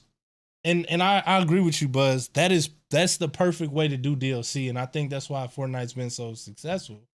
Is because of their microtransactions and DLC has all been to the point where you can earn it without buying it. And there's some skins, blah blah blah, but still. But like Halo 5, I know everybody hates Halo 5, but I think they did a very interesting thing where they didn't necessarily launch unfinished, more so than they fell under the pressure of the community to launch when they did. And so they launched unfinished with the stuff that the community wanted them to launch with. But since they focused on competitive play, all the other like fun modes weren't there. So they were pretty bare bones when they launched. That being said, all the DLC, everything was free. So people hated that they paid $60 for this game and everything wasn't there at launch. But then they gave us every single map for free, every new gun, which they added over 25 new guns for free, and every single rec, they call it rec packs. When you would complete whatever you needed to complete, dailies, whatever, you get a rec pack, and the rec pack will give you a bunch of different items, whether it be XP boosts, new guns to use in Warzone, blah blah blah blah blah. It gave you in the form of cards too. Yeah, that's what the recs are. Yeah, the requisitions. They will give you those, but you can buy those with your experience points. Like you can buy them, all of them, except the ones that go to charity or except the ones that go to it wasn't the competitive scene.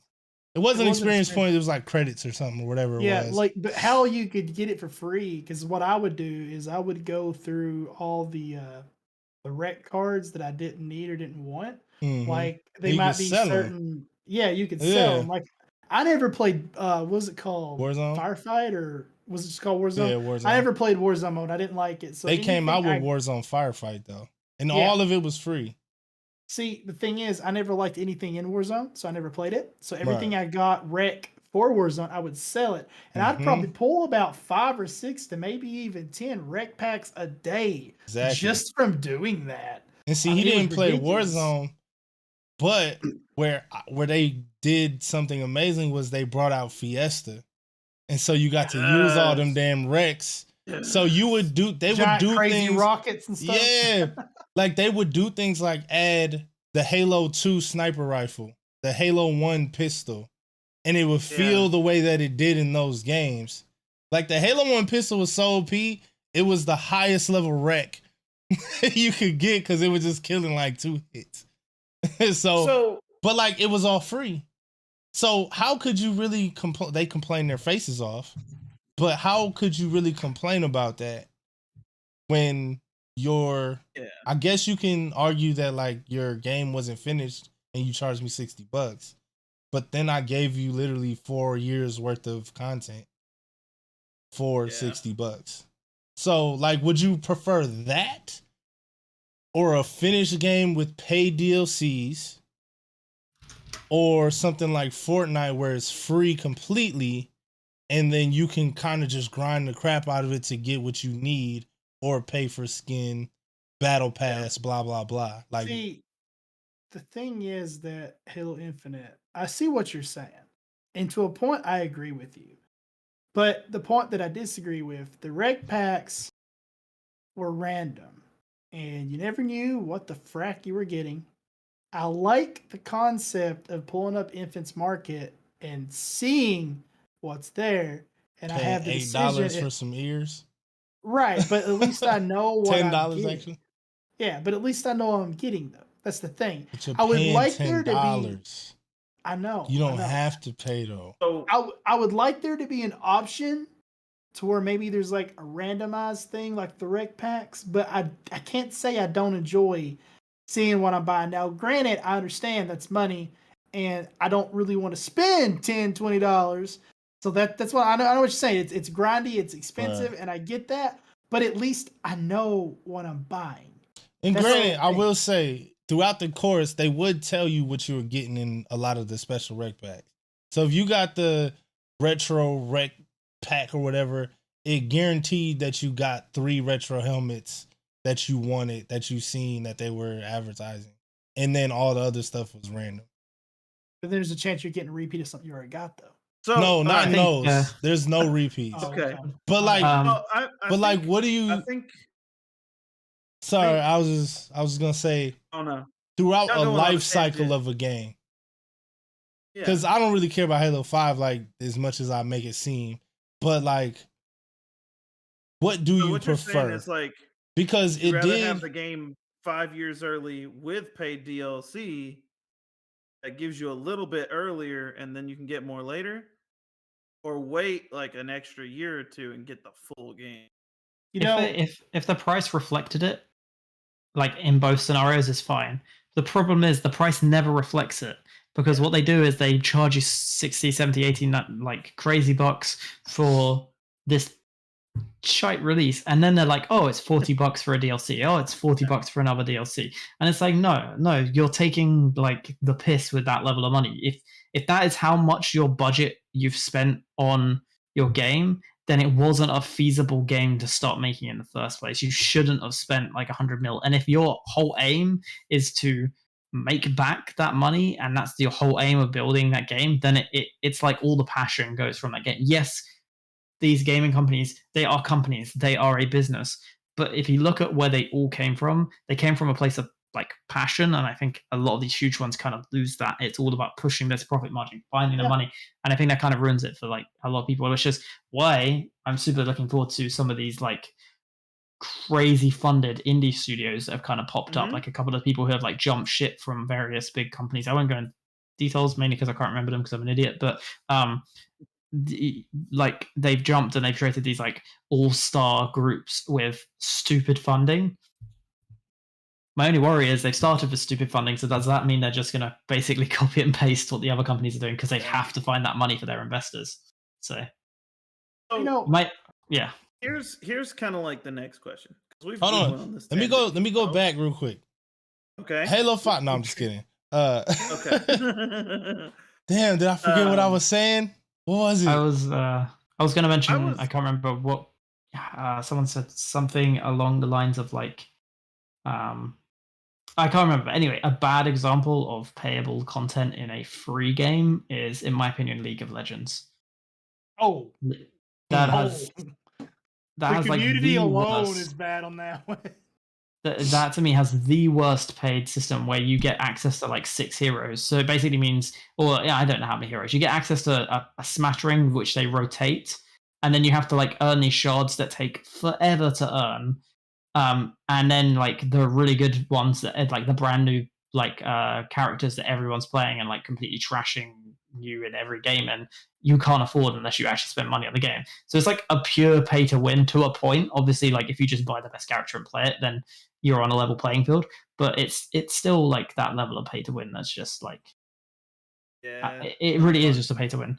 Also, when Call of Duty went through that phase, and they probably still are, I just since they've been doing it, I've kind of turned away from it. I think it was maybe Black Ops 2, but it might have been even the one before that, where they started like releasing the game and the multiplayer side of things. They then released like this $50 like expansion where you got a couple of extra maps, and like the one reason that really annoyed me is because you didn't get all the zombie maps, and like half the reason I ever played, like in fact 90% of the time when I played Call of Duty was to play the zombie maps. So then when they started like putting additional ones behind paywalls where you couldn't just like buy the zombie map, you had to like buy a pack of maps that I was never going to use except for the zombie map. Sorry, just 2 bad examples of paywall situations. I remember makes what I was sense. gonna say. Oh yeah. Okay. Yagan first, So go. I brought this up many times, but we talk about unfinished games, and I was watching the Halo 3 documentary, like when Halo 3 came out or whatever, and I remember them saying like Halo 3 is great to work on except for it's HD now, and their studio tripled in size because it was HD, and it tripled after because they didn't realize what they had, what was in store, and blah blah blah. But I wonder if we give these companies a bad rap. Now, 100%, the big ones that are like, no, you come out with this Call of Duty every year, it doesn't matter, blah blah blah, or whatever game it is, we don't care what it is, get it done. We're going to have battle passes. We're going to have these skins. We're going to really push for microtransactions. And that's what it is. Yes, those suck regardless. But what about the fact that we're in a gen where everything is 4K, right? It's bad enough you have to make 1080p games that are bigger and better than everything before. We're at the point where, like, if you're playing PlayStation 2 and you're playing 360 during those gens, or Xbox original and then Xbox 360, it was fairly easy to dumb down a game and make it for Xbox original, and you know what I'm saying? But then when you go up to 360 to Xbox One, it's not as easy to make a 360 version and a Xbox One and a PS4 and a PC and now we're going into even crazier territory. We're getting a 4K, 8K, everybody needs 120 FPS, blah blah blah, and it's not as easy to make an Xbox One X version, Xbox I agree, yeah. Series X. It has to be compatible with the S, PC. If there's Switch thrown in that's such a crazy departure as well, you know. And we're at these 1080p, 4K, 1440p resolutions with crazy frame rates, and everything has to be bigger than ever before, more complex engines, so on and so forth.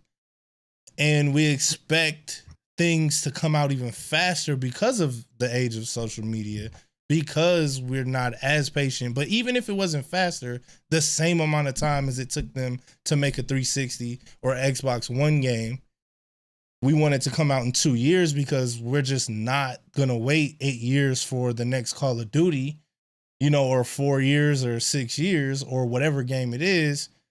And so they have to kind of release this stuff.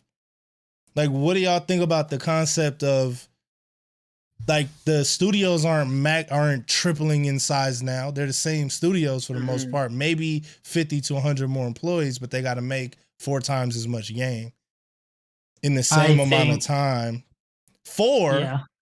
I think the game only went up $10 in this last gen. Yeah. And then a lot of them are still 60. Yeah. You know? But to be fair, you're I kind of like, I know where you're coming from. Definitely, Right. there are some aspects of that that take effect. However, 2 points actually. One, these companies are still turning over billions of dollars more than they were. They're going up like 20-30% each year on year, and they're not growing by that much. So they're just expecting to make more, but put less effort into it, which isn't how the world of gaming works. If you want to make these crazy big games, you need to triple your studio size. If you want to port it to every single thing and not just be like Xbox exclusive or PC exclusive, you want to port it to all of them, you've got to get teams for that. You can't just expect to just release it in all those places. And they do expect to release it in all those places, and they release bad games because of it. And then my second point is all this hype about graphics and everything like that. And then what have been the most popular games in the last, like 3-4 years? We've had Among Us, just 2D graphics. You've had Phasmophobia, like Unity engine, basic like 3D graphics engine. You've had Fortnite. That's not the most high graphic game ever. Yeah, they have really good efficiency in their FPS, but ultimately it's like cartoon characters. You've got like the stylized graphics of like Borderlands, where that did really well, but ultimately, again, like their graphical like textures and stuff like that, because they decided to go an art stylized way, it isn't stupidly high quality. So that choice to make a game that's super good looking and very realistic and stuff isn't necessarily the right one to do. And I think that there's some sort of weird obsession in the industry about making everything hyper realistic. But when you look at the games that, okay, I'm going to say again, I love RimWorld. RimWorld is probably one of the most simple graphics game like on the planet. It is 2D, clearly like drawn in like paint, for Christ's sake. It's not high graphics, and yet I think it's one of the best games like ever. Like it's got my attention. I've played like 300 hours in the last like year, basically. So with all that said, like yeah, I agree, but I think that I agree with the dilemma they're facing, but I think that they created their own dilemma in the first place. And if they just kind of stopped with so much of the greed and started investing more into the company and less taking out for like the execs at the top, taking it out of the company, and if they too stop focusing on like making it 8K, 120 FPS, hyper realistic, must be the size of planet Earth exploration. That's what we need, man. That's not what we need. Minecraft. No, I'm saying another general. So if you're watching and you're thinking about going to college, go for video game coding. It's where the future is headed. So just found out that our college in our area has video game coding. I agree and I disagree, because I think that you can't make a Gears of War not look good. Like, but it still looked good like 2 generations ago. Do they need to make it better? But you have to have some. Yes, but you can't just be like 1080p Gears of War from now on.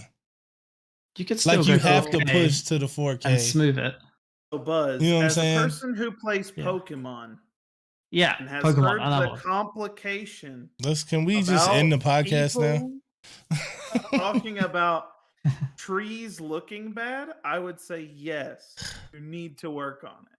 So there's a difference between the trees looking bad, though. They probably, I don't know this particular scenario, but they probably look bad because they didn't match the art style. If you match the art style perfectly and have like a good design team, it doesn't matter how technically unrealistic it looks. Right. Like if it looks good, it looks good. Breath of the Wild looked amazing. Hades, Breath of the Wild, these are all games that look stunning, but they don't look anything like real life. See, here's the thing, though. You're both right. You're both right. Yeah. But you're also both wrong. And the reason why is because of this. So Buzz is right. It doesn't matter about the graphics. You can take a little shitty looking game, it can go wild. But Yigan's right, because the thing is, certain games need realistic look. Like, for example, Yigan said Gears of War.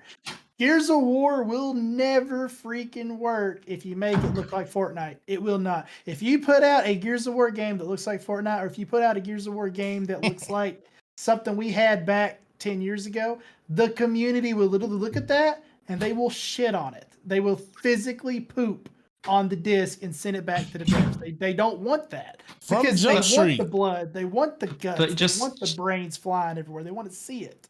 Just And name it something different then. Don't call it Gears of War. And if you release did it, they'd freaking pat the button and say, hell yeah. But Yeah. the thing is, though, like Halo, for example, I feel like Halo is that one medium that probably could tread the line between cartoony and realism. It could. But I feel like the fans would be like, we want it realistic. But I also feel like if they did make it cartoony, it would still kind of work. Just because, like, Master Chief and Master Chief and Fortnite look sexy. It did. I ain't gonna lie. It looks sexy. But there's also too, like, if you take like Mario, for example, if you made Mario realistic, who the frack would touch that? Right. Yeah. I always thought New Donk City and Odyssey was goofy looking. Yeah. But now if you take like Legend of Zelda for an example, Legend of Zelda is a perfect example. Both. You take Cartoon Link and it looks fantastic. You take Breath of the Wild, it looks fantastic. It's both cartoony, it works. But you take like Twilight Princess, it looks fantastic, but it's more realistic looking. Same thing for Ocarina of Time. It's that perfect medium, kind of like how Halo could be. Like hell, at one point there was going to be a Lego Halo, and that looks sexy. But they this is what an game? Interesting. That is, isn't it? This is so. Let me look at this. Look at this. Real So, quick before I forget my point to Buzz. Okay. So, what games do you see that don't need to push the envelope, that are known for pushing the envelope, that are AAA, that need to come out fully finished, and so on and so forth? Like, what's a good example of a game that looks good now? Like Halo, I wouldn't say Halo fits in that now because Halo went free to play. You know what I'm saying? Like Call of Duty could be Call of Duty and be cartoony. Like, but like a AAA game, like what would you say? I'd say Call of Duty is like one that I think that they don't have to go. I'm not saying they don't have to be realistic. That's not what I'm saying. It's like they don't have to push that realism such that they're adding all of this extra shit to make it like super good in 8K and everything, because who's playing in 8K at the moment? Barely anyone. So yeah, you get to have that title of being a game in 8K and you get a few more enthusiasts playing, but how much more effort are you having to put into that like 8K? And you know what? It's not about if you shouldn't do the realism. My point is, if you're gonna go that hyper realistic, super high graphics, put all that effort in stuff, triple your fucking team, spend more money on the game, because you will see it in return. Because if you release a good game that's hyper realistic and like right on point for your entire audience, and you put in all that effort, people are gonna buy the game. And that, you know, maybe maybe you'll have to invest like, I don't know, 150 million more into your game to start with, but you will see that back because these companies, these big companies, aren't exactly like poor. You know, they're still like making multi-million-dollar profits in all of their sectors. So I think another good thing to notice as well is that everything is good enough right now. And so while I agree with you 100%, I do think there's things that need to push the envelope, like Unreal Engine 5 pushed the envelope with that Matrix Awakening, but not in the sense of the fact that it worked and it looked so ridiculous, but pretty much created a loophole to the point where they don't need a polygon count. So not a stupid strong machine need to even run that. Which was amazing. Incredible. That's the amazing type of technical things that I look for in gaming. That's what gets me excited. Mm-hmm. But so what I think is, hold on, one second. What I think is a lot of people overlook is we're just now getting to the end of the gaming cycle in itself. Like, everything is good enough right now. Still, majority people who are playing games aren't playing at 4K. We just got systems that do 4K natively. Like Xbox One X did it, but it didn't do it at 60 frames or anything like that. So we're not ever prioritizing PC gamers because that's just not the market. Console gaming was the market. And so now we're getting up to the point where everything is good enough. So I say we push up to 4K and we stop. We don't need 8K. Start focusing on engines, start focusing on textures, You know, whereas before I 100% do think that they needed to push further, push everything to the max and make everything look as good as it needed to look. If you're going to push further, hire more people, right? Yeah, and spend more time making your game. That's all I'm saying. 100%. It's not about not doing it. It's about doing it. Hold on, T3. I don't want you to talk at all. No, go ahead. You're good. Sorry, T3. So Sorry, T3. Here's why I brought up the packaging thing. So you've seen how far gaming has interesting, seeing it go from, hey, this box looks cool, I'm gonna play that game. Now you're like worried about textures and graphics and what the company is doing when they're doing stuff. I think it's interesting that you have options for games that are super texturalized and big and like Halo or COD or whatever you want to call it. And then you also have the Zelda titles like Link's Awakening. They're a blast from the past and they're cartoony and more child aesthetically. Like it's super interesting to me. That's why I brought up the whole topic, because I was like, I want to see where y'all's brains go with this. Yeah. But speaking of progression, where let me, how do I word this? Oh, can I steal your segue? Yeah, go. I think that's what you're doing. That's fine. I messed up anyways. You're good. Yeah. So I wanted to segue into, like, we're talking like all this like games are coming up and blah blah blah, all that. We just went through that. But I think a big part of why it's kind of also a little bit pointless to push the envelope too far, and it's better to just now sit back and focus on the game engine, making it efficient, all of that stuff like you just said, Jürgen, is because no one has the fucking hardware to deal with it, because we've had this chip shortage. We've not, like, PC gamers can't get hold of graphics card unless you want to play triple MRSP from a scalper, or you get stupid lucky. PS5s have been, I know you're a fucking wizard, Jürgen, but they've been hard to get hold of. The Xbox is hard to get hold of. Even there was a period where Switch was short supply. I think that's kind of been mostly solved now, but like even they weren't easy to get hold of for a bit. And even just like, you know, we've got next generation DDR5 RAM, stupidly hard to get hold of. I mean, if you're going for it, you're in. I mean, I guess I've been able. It's early adopters over. If you're there, you can get it pretty much every time. Yeah. If you're there when it drops, you got a good 10, 15-minute window before it gets sold out for DDR5. Yeah. So okay, continue. But it's still crazy though. Like that's it's not in stock. No, you next gen technology is difficult to get hold of. And that's kind of, you know, arguably always been a little bit of the same thing, but now it's not because of price. It used to be that, like, if you were an early adopter of anything, the reason why you struggled was because it was expensive to be in it. And arguably still kind of the same. DDR5, even at MRSP, isn't the cheapest, like against what you can get way faster and way better DDR4 because it's optimized and it's like people know what they're doing and it's available. But it's just one example, but like it's now more about stock and this whole supply chain thing. So what I'm just kind of trying to push the conversation into is, like, I guess it's the whole hardware situation we've been, and wondering how it's like, if and how it's affected you guys, because I know it's affected me, because I've been wanting to build a new PC. Like, I'm on a 3-year-old laptop, admittedly not a bad gaming laptop, it's just not up to the scratch of what I want it for anymore. Like, I like to edit videos, I like to stream, and I like to play video games. It now no longer can play like new titles and stream at the same time or record at the same time. So I would like to segueing into something completely different. I'm sorry, you have to think of a segue from this. Write it down. Oh, mine's easy. So, like, for me, as far as consoles go, yes, I've been able to get consoles. I still have a Series X in the other room, but I'm not using it. I'm gonna sell it. I don't have any more PlayStations. I'm not using my the PlayStation 5s because I know that everything is good enough. Again, we get to that good enough thing. The only thing, Switch at all. I have a Switch back there. You can see it. You see it right here. It's an OLED. I'm gonna sell it to somebody who needs a It's Switch. the one that he has. Yeah, I'm gonna sell it to somebody who needs a Switch because I don't need it. My Switch is good enough.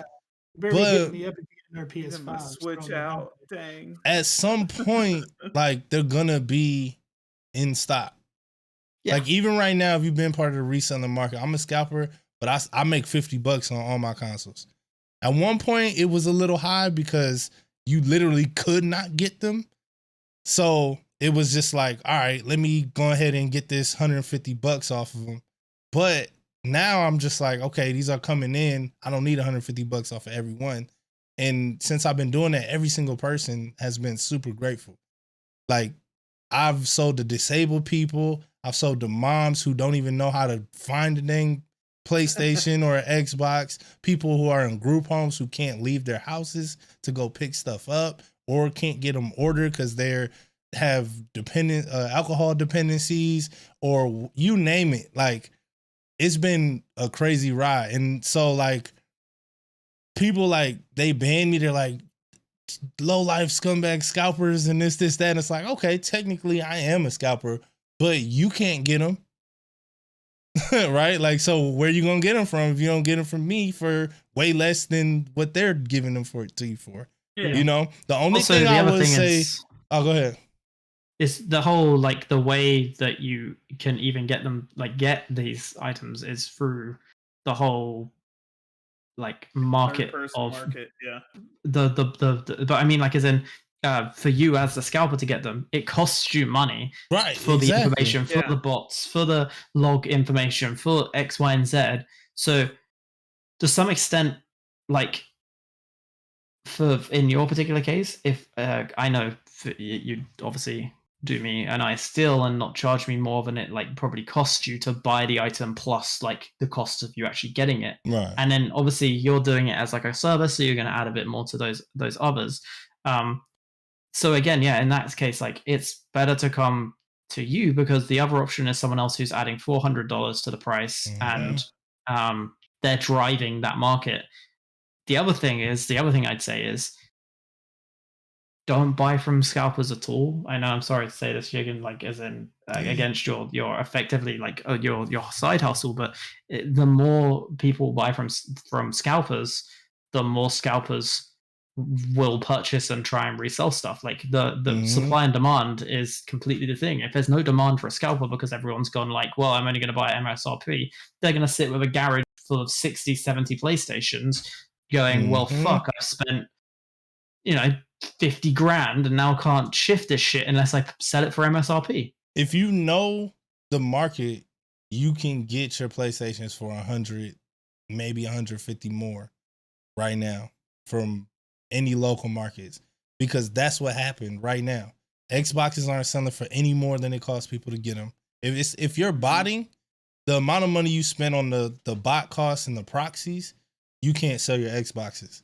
So if you can get a ping that says Xbox Series X are in stock, especially if it's a bundle, anything that's $550 and above, you can get Xboxes all day. PlayStations are still hard because you can still make 60, 70, 80, but a lot of people are stuck with 20, 40, 50 PlayStations in their basement because they've spent so much money on botting. They would run maybe 1,000 tasks, which cost you a couple $100 in proxies to run, and they can only make $45, $50 profit. The only people who are making 1,000 or $750 to $8 are people with legit businesses that have figured out what pocket to get into where people will still pay that. But for most people that just got into it just to get into it, they sitting on PlayStations and they're losing money. So it's coming, y'all. Be a little bit more patient and y'all gonna be getting them PlayStations at the store. I feel I'm like talking about sorry, go ahead. You go ahead. I was gonna slightly change into graphics cards. So if you had something about consoles, then yeah, go ahead. I feel like if we really wanted to end the era of scalpers, like just really fuck them where it hurts, if eBay and Facebook Marketplace would ban the sale of consoles, they go out of business right then and there. Because that's the two major places they're selling from is eBay in Facebook Marketplace. They do that, they affect there'll just be a new dumb. market will pop up. Yeah. I think they'll just go somewhere else. But that's I think I think agree, that's but- against the rules, if I'm not mistaken. I was about to say, I think that's Yes, against. possibly Unless you against- go and get like a law pass or something, a bill, yeah, it's against which the there rules. might be one because like people are pissed at Technically, if scalpers. Didn't the UK They're ban mad, it? Yeah, but the people who know is that scalpers have nothing to do with it. Like they're Supply very and demand. small. Scalpers are about 10% of what's going on. The reason why you can't get it is not because the scalpers necessarily take it. Because if there were no scalpers, they would still run out in 10 seconds. yeah. It's there's chip shortages, right? Yeah, there's supply chain issues, Right. which is where I want to just quickly say something exciting about hardware in this new year. Obviously, we currently CES is running the big I use tech, the bathroom. I'm still listening. Okay, cool. The CES is currently running out in San Francisco. I think it is this year or something. It's not. No one's in person. They've got tons of companies releasing loads of tech news and stuff. There's like a 3050 Ti coming out. All cool stuff, especially for people that want like a slightly lower tier graphics card. That's gonna, they're not going to be buying the 3060s that other people want. But the one thing that I'm really excited about is these Intel graphics cards. Intel are releasing. Not for me personally, and I'm not excited to buy one. I'm excited because it means that everyone else out there that would buy a 3060 or 3070 or even a 3050 could now go and buy an Intel, which means the supply and demand in that entire market opens up. And at the moment, I'm pretty sure there are people out there buying 3080s, 3080 Ti's, or 3090s because they couldn't get a 3070 or 3060. They just bought the first graphic card they could.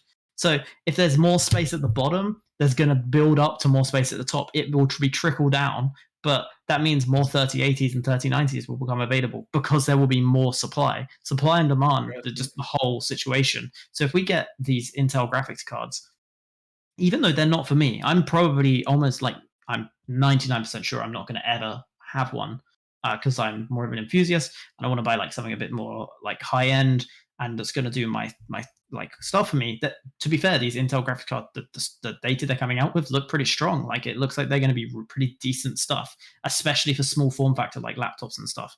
But they will create more supply, which will reduce the demand because more people will have the graphics cards they need, which will ease the entire problem.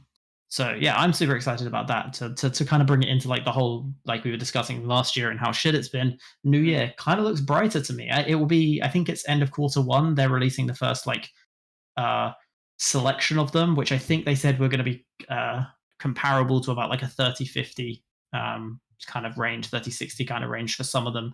I can't remember exactly. I only kind of like read and saw a couple of bits on it, but it's I think that's going to be really good, and I think that's when we'll start to see more availability, and hopefully in March, I'm going to really be pushing to like start my kind of new PC building thing because I think that's when things will start to lighten and look good, and so yeah, I'm excited about that. Interesting. Like I'm not a big tech person, but like just seeing how the market has updated, interesting to me. I would Yeah. take 2 copper wires, attach it to a hamster wheel, and let the hamster run it, and that would be more reliable, in my opinion, than an Intel card. I don't think. I know what you're saying but right, hear me out. Intel have had onboard graphics in their CPUs, whereas AMD haven't. And Intel have been working on their onboard graphics cards for quite a while, and they started out trashed here, like absolutely awful. Like you needed another graphics card if you wanted to do anything graphical. However, they've really improved them, and some of the technologies they've got coming to these new graphics cards, they've got like the upscaling stuff. This whole, I can't even remember. They all give them really stupid names like X Vision and all that shit. But it's gonna take. You can run a game native 1080p, and then the graphics card will convert it to 4K. Such that you don't even need. So this is going back to that game developer situation. You don't even need the game developers to necessarily develop the game in 4K. You just need them to build in this like weird upscaling technique. I have no idea how it works. I'm not that clued up, but you could see a game in 4K while effectively running it at 1080p, which kind of is weird to say, but yeah. I have to see it to believe it. I just can't. It's I can't. yeah. They can Nvidia come out and and be like, "We got this. It's going to work. It's great." yeah. And I'm going to be on the background going, "Hey, you're going to crash." Nvidia's up there of a sniper rifle right now. They got you. So this is AMD's at the bottom the with the shotgun. yeah. So this is the thing. Ryzen and Nvidia have both done very similar things that they're trying to roll out, and the thing is, game developers just kind of like need to take it on. I think if it's ever going to go anywhere, but I think Intel have done the really smart thing because they've seen a bit of a gap in the market. There's like this weird gap between especially with the whole scalpers driving up price and just the general shortage of stuff. There's like this weird gap between like gaming and content creation, like enthusiasts and people who want to spend quite a bit of money, and people that just kind of want a little bit more juice from their system, like to play games a little bit better, but they don't care about streaming, but they want to play like slightly high quality games at decent quality. Or they want to do a bit of creative, like drawing on like Photoshop or something like that. Like that's where these Intel graphics are going to hit, and I think they're going to do. I think they're going to do really well in that market, especially as they've got like a bunch of their partners, Intel's partners, have already got versions of these graphic cards, and apparently 50 plus different pre-builds of laptops and desktops are being bought out like end of Q1 this year. 50 different types of like gaming and content creator and professional laptops are going to be bought out with these graphic cards in. Now, obviously, proof is in the pudding. We'll have to see. You could be right. Sorry, they could crash and burn, and Nvidia and Ryzen will laugh at how they once tried to build a graphics card and failed miserably. But I think they stand a pretty solid chance just purely based on where they're hitting the market. Not actually if they're any good, just because they're going to hit it at the right level of what certain people's needs are. I'll stay optimistic, but yeah, I'm super optimistic. I'm not going to hold my breath. Like, fair enough. I do have a topic I want to slide us into, but I want to wait for Yegan to come back because I feel like it's going to be that topic that he's just going to eat up. Okay, yeah, let's wait on Yegan. Let's take like a breather for a sec. If you guys need to. I'm going to grab myself some more water and stuff. So I don't need anything. I do need to ask though, how long are we going to run this? Out of curiosity. Yeah. I'm cool to wrap it up soon, but obviously if you have another topic and T3 I think had a topic, then like 2 hours was kind of like where I wanted to have the sweet spot. We're at 2 hours now, I think. So, but I mean, we had a bit of messing around at the beginning. We can always mess around. What's the topic? How wide and open is the topic? Okay. Mine's pretty bigger. We can worry about it later. Why are we paying? Okay, first off, I gotta ask what's going on with Buzz's cam, because like he's going Super Saiyan over in here. he's noticing it now after I pointed it out. He's like, oh, but there he goes. He calmed down. The Z Fighter is. There we go. It figured itself out. He's depowered. Okay, so nice. Anyway, though, so why are we paying? Yegan, we cannot hear. Sorry, I was gonna say I wanted to touch on that because I think Intel GPUs are a really good idea. Where they hitting it because AMD whooped their ass on CPUs and they lost so much market share when AMD came out with their CPUs. That I was wondering if they were gonna either try to like one them up with CPUs or do something else. To be fair, their new line of CPUs, the KT12, the 12 KT series, the like B440, and like they've got like a bunch of different ones that I think they're more. There was like a huge list of them. I think most of them were more like mobile form factor, like laptops and stuff. But yeah, it looks like they will come back swinging on the CPU front, but I think only to catch up. I don't think it will be. Yeah. I don't think they'll be like beating them by much. They got to hit that price point. I think that's it, what killed them is that Ryzen was able to come in at a crazy price point. Hundreds of dollars cheaper. Have they? Cheap for the quality. It's ridiculous.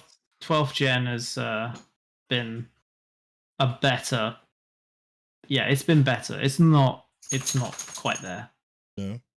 I think, yeah. Sorry, go ahead. You're good. You're good. So here's a topic that I had.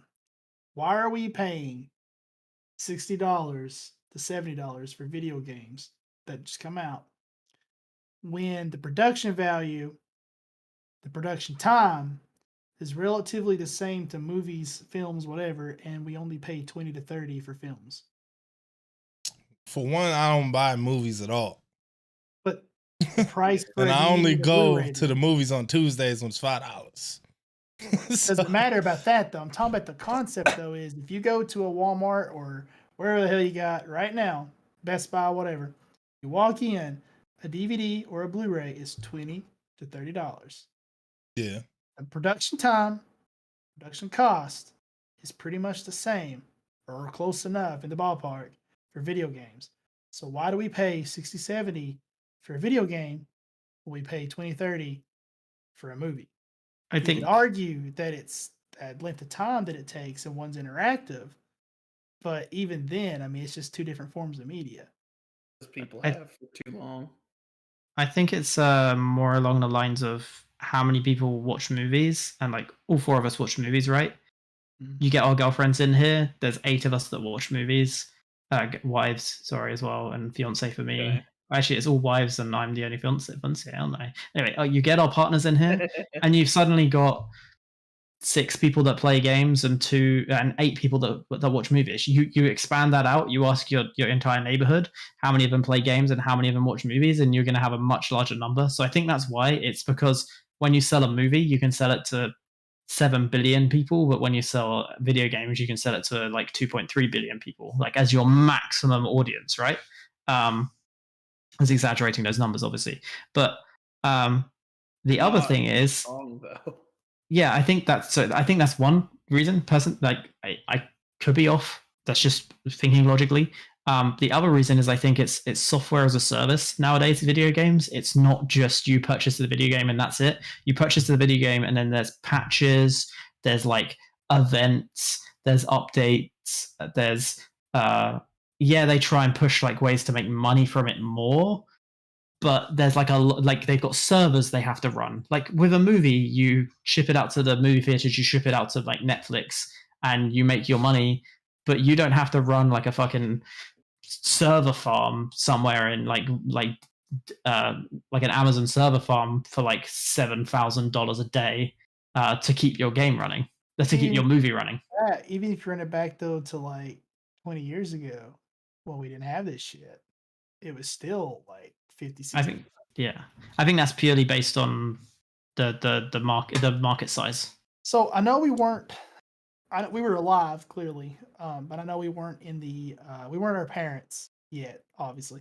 So how much, if anybody remembers, how much were like the Game Boy Color games and the Super Nintendo games? What was the running price for brand new games back then? God. I believe Advance was 30 Yeah, they were about $30. What about Nintendo 64? and 64 was what, 40?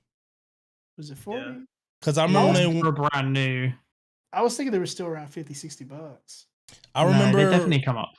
they were 40 because the new generation after that went to 50. N64, PS2 and GameCube went to 50, and then 360 was 60, and then now we're just getting above 60 with this new gen. Yeah. See, like, I was wondering that because I mean, I remember buying them, I remember getting them, but like, I wasn't the one really paying for it. My parents were, and then when I was paying for it, it was like birthday money and shit. But when you're a little kid, you don't care. You count it up. It's like, oh, that's the right price. Here you go. You know, no consequence. You don't give a shit. You got it. That's you're taking it home tonight. Yeah. So like, I couldn't remember how much the price exactly was back then, but like, I remember, you know, honestly, I'd like to go back in time and just re-experience everything over, because like, you know, remember when you woke up for Christmas and you opened up that 64 game, or when you was in Walmart and they actually had display games where you could stand there and freaking play the Nintendo 64 and shit, Or like I don't know if they had this in England or Canada. I know T3 definitely knows what I'm talking about because we're in Kentucky. I don't know about Yigan, but back in the day, you went to a McDonald's, certain ones, they had these like Nintendo 64 pits. And you'd walk in and you could play the Nintendo 64 in freaking McDonald's. You know what I'm Yeah. talking about, T3. Remember Yeah. Pikeville, Kentucky? Pikeville, Kentucky still Mhm. had one up until the last 2 to 3 years ago. They Yeah, got because rid of my it. sister goes to college up in Pikeville, so yeah. Yeah. Like you walked in and they still had Nintendo 64. And like I think they had maybe one GameCube. I don't know. But you walked in and Yeah. one of them had like Smash Bros. One of them had Yeah. Kirby's whatever the Kirby's Dreamland, whatever the hell it was. So this is interesting. Oh, this is just we can probably close off of this topic. It's fine. So we've talked about how games have improved and systems have improved and companies work and different things. How do you feel like you have improved being around this stuff in the past year? Around what?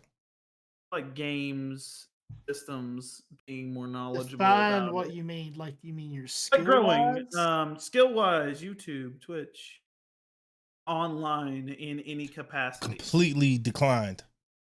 Like, absolutely declined. You know, I don't know. The last 2 years, I've not worked because I've been going back to school and COVID hit and everything. And my wife, she just kind of, we agreed to, I put her through school and she's like, now it's my turn. So I was like, okay.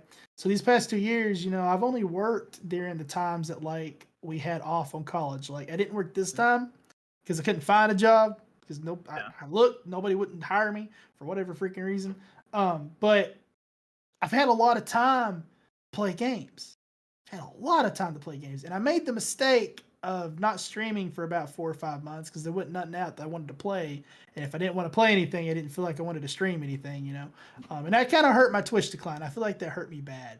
But as far as gaming goes, I feel like my skill level is in a weird momentum. I feel like I've played so much that I've kind of burned myself a little bit, and my gaming skill just is it's just sitting there. Like I'm at this weird point to where like, okay, if I play Halo for a day, I'll be like really freaking good. I'm probably good enough to like not win, but hold my own against an MLG player. But if I don't play Halo for a day or two, then I am dirt shit. Like I am horrible. I might as well be playing myself when I was 5 years old. Like I'm bad, and I don't know why I'm in this weird rut to where I can't become professional and I can't be crap. I'm like just in the middle, and I Yeah. feel like I've just played so much games that I'm not 16 no more, and my body's like, "Yo, get out of that chair. Your ass hurts. Get out of the chair." Yeah. Like it's interesting for me because this is the first year. Like I played video games growing up a little bit. Didn't have everything, but like this is the first year where I've been like online in a capacity where I had to do stuff for myself. Like obviously I've had Facebook, I've had Instagram. I keep track of family and friends. I've actually had to learn a lot this year just to like I stream on Twitch.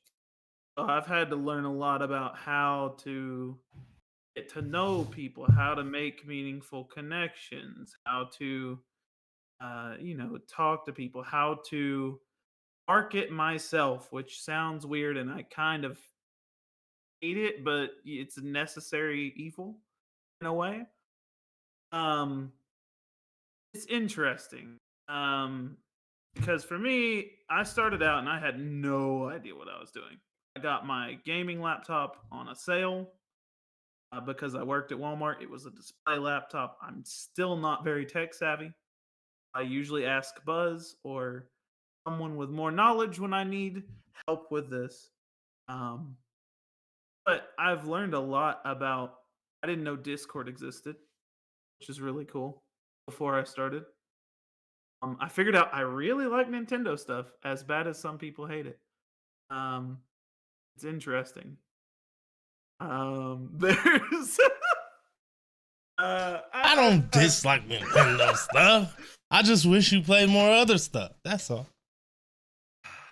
Yeah, I've had to manage my time a lot more. That's been a big thing with jobs changing and COVID and whatnot. Um, it's been very interesting trying to manage my time and figure out different stuff. Like I probably would have tried out more stuff. It's just finding the time to try it. Um, more than anything, and that was a big thing. Like doing this, you're married, communicate with your significant other. Because if you Yeah. don't, they'll beat you up, dude. They'll beat you up emotionally and physically till you communicate.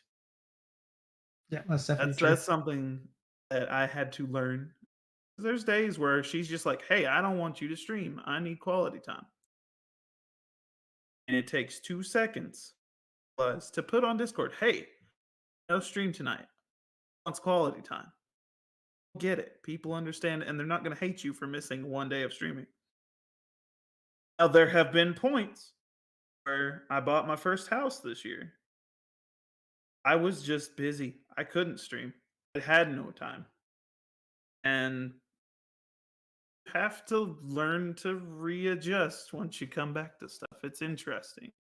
Um in that regard. I figured out like some games that I like are interesting. I figured out sometimes stream games that people can just laugh at you over because it's funny and people enjoy that crap.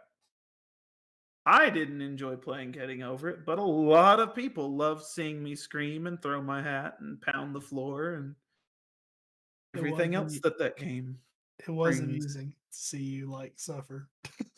And like, I don't know. It's do I think I could have done some things better? Sure.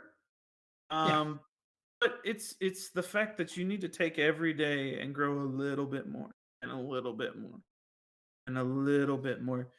It's like how I met this group is interesting. There was someone who doesn't stream anymore who did an interview with Yigan, and I That's right. popped in chat and I was asking like, "How do you do this? I don't know anything about streaming." And they were talking about he was basically doing an interview process and he was telling me about this or this or this or this. And I eventually just more or less bugged the crap out of him till he finally put up with me. He didn't. I mean, it just He's fabricating a little bit because when I first met him, his profile picture made him look like a professional. He didn't ask me any streaming questions. He was just talking a lot in my chat, which I appreciated. But then the first chance he got, he posted in my promo. And I was like, yo, this mother suck, man. Like I didn't know. But I didn't know. I encourage it, but you just look too professional. So I thought to Trying to myself, steal his high. like, not necessarily, but just like, oh, he's one of those, you know? And then I meet you and I'm like, you're not one of those. Oh. Like, at all. So yeah, it's funny. It was funny because like we're in chat and it's funny because I remember like at the beginning after talking to you about this now, like I remember you kind of being like, you know, Mhm.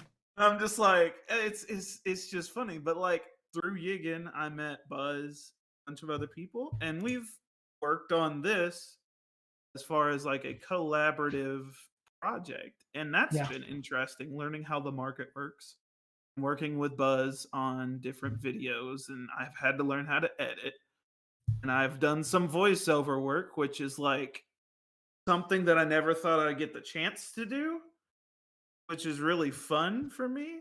Because you know, when you're a kid, you don't YouTube, and you're just like, oh, cool, people are doing stuff on the internet. I'll never do that, and then you do it, and you're just like, oh, cool, I can actually accomplish this stuff. Yeah.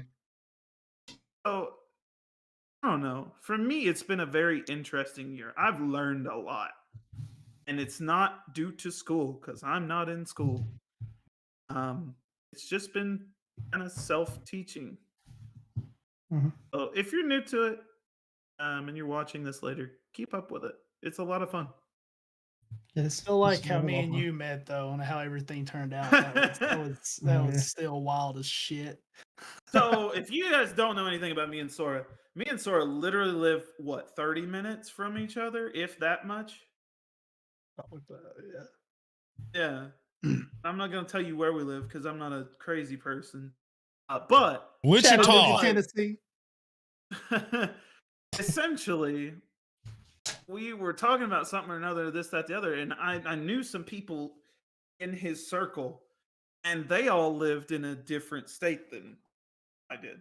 He thought So I figured he thought lived down there too. And so I was like, "Oh, you're down there though, right?" And he goes, "No, I'm in this city." And I was like, "What? I live 30 minutes from you. What the heck?"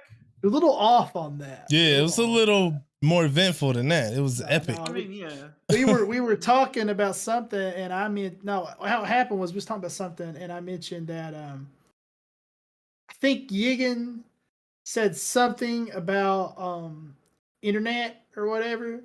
And I said, nah, back then I'm from the backwoods in Kentucky, eastern Kentucky. I said, we had dial up until I was like a teenager. And then you stopped, you're like, wait, you're from Kentucky? And I said, yeah. And you go, were. And I mentioned that I'm from eastern and I'm living currently in central. And he's like, oh my God. Then we figured out we were like 20, 30 minutes away from each other. Yeah. That was interesting. It's wild. Ooh. Like, you get to find out stuff like that sometimes too, which is crazy. Then Amadine lives about what 2 hours, 3 hours from us. So does Danny Nashville, B. yeah. Danny B as well. She's down in Nashville. Oh, sorry, I'm not supposed to say. No, it's fine. They all have said this on streams before. Nashville's pretty big as well, right?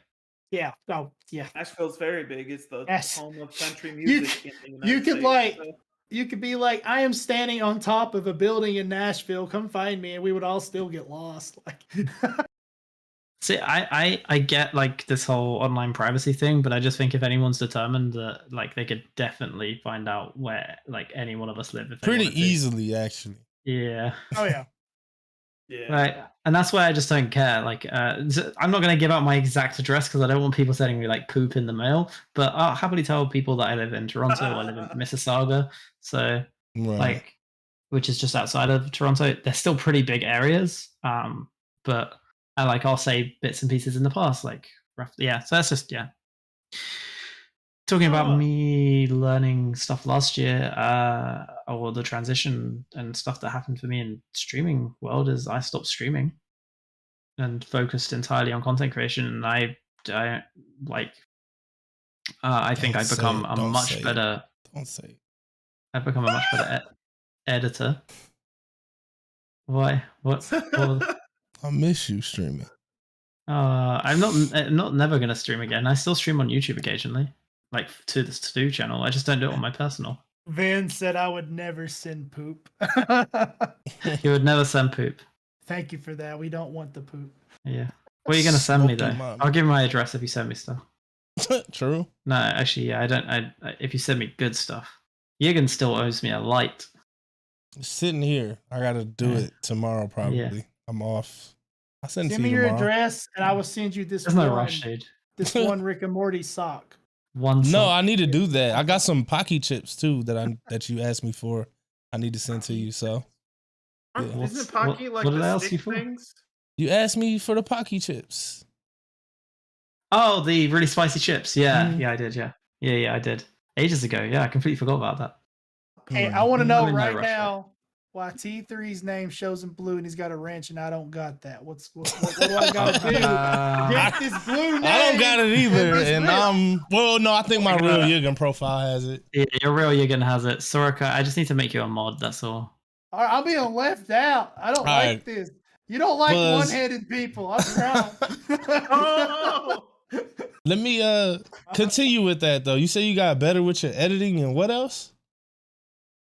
I got way better with my editing. I think I got way faster and like just generally have learned a bunch of the skills around it.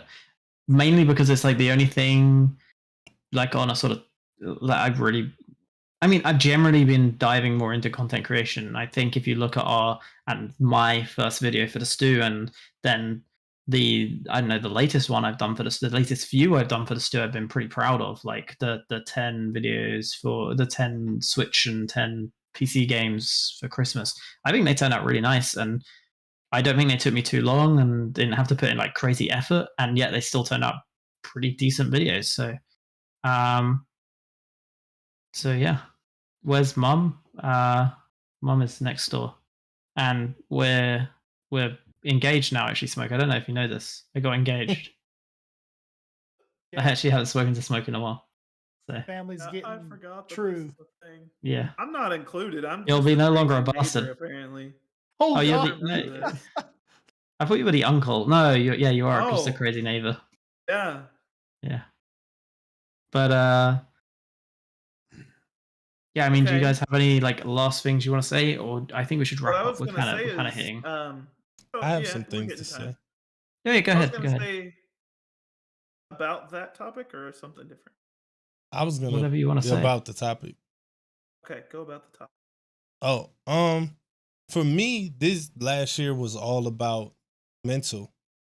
Like I've taken breaks. I've went through my PC just cutting out on me completely. Some stupid bugs that were just causing me not to be able to stream. So I got discouraged. So I had to learn how to get through that discouragement.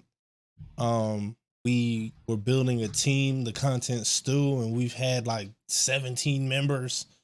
Okay, more like 7 members, and now we're at 4.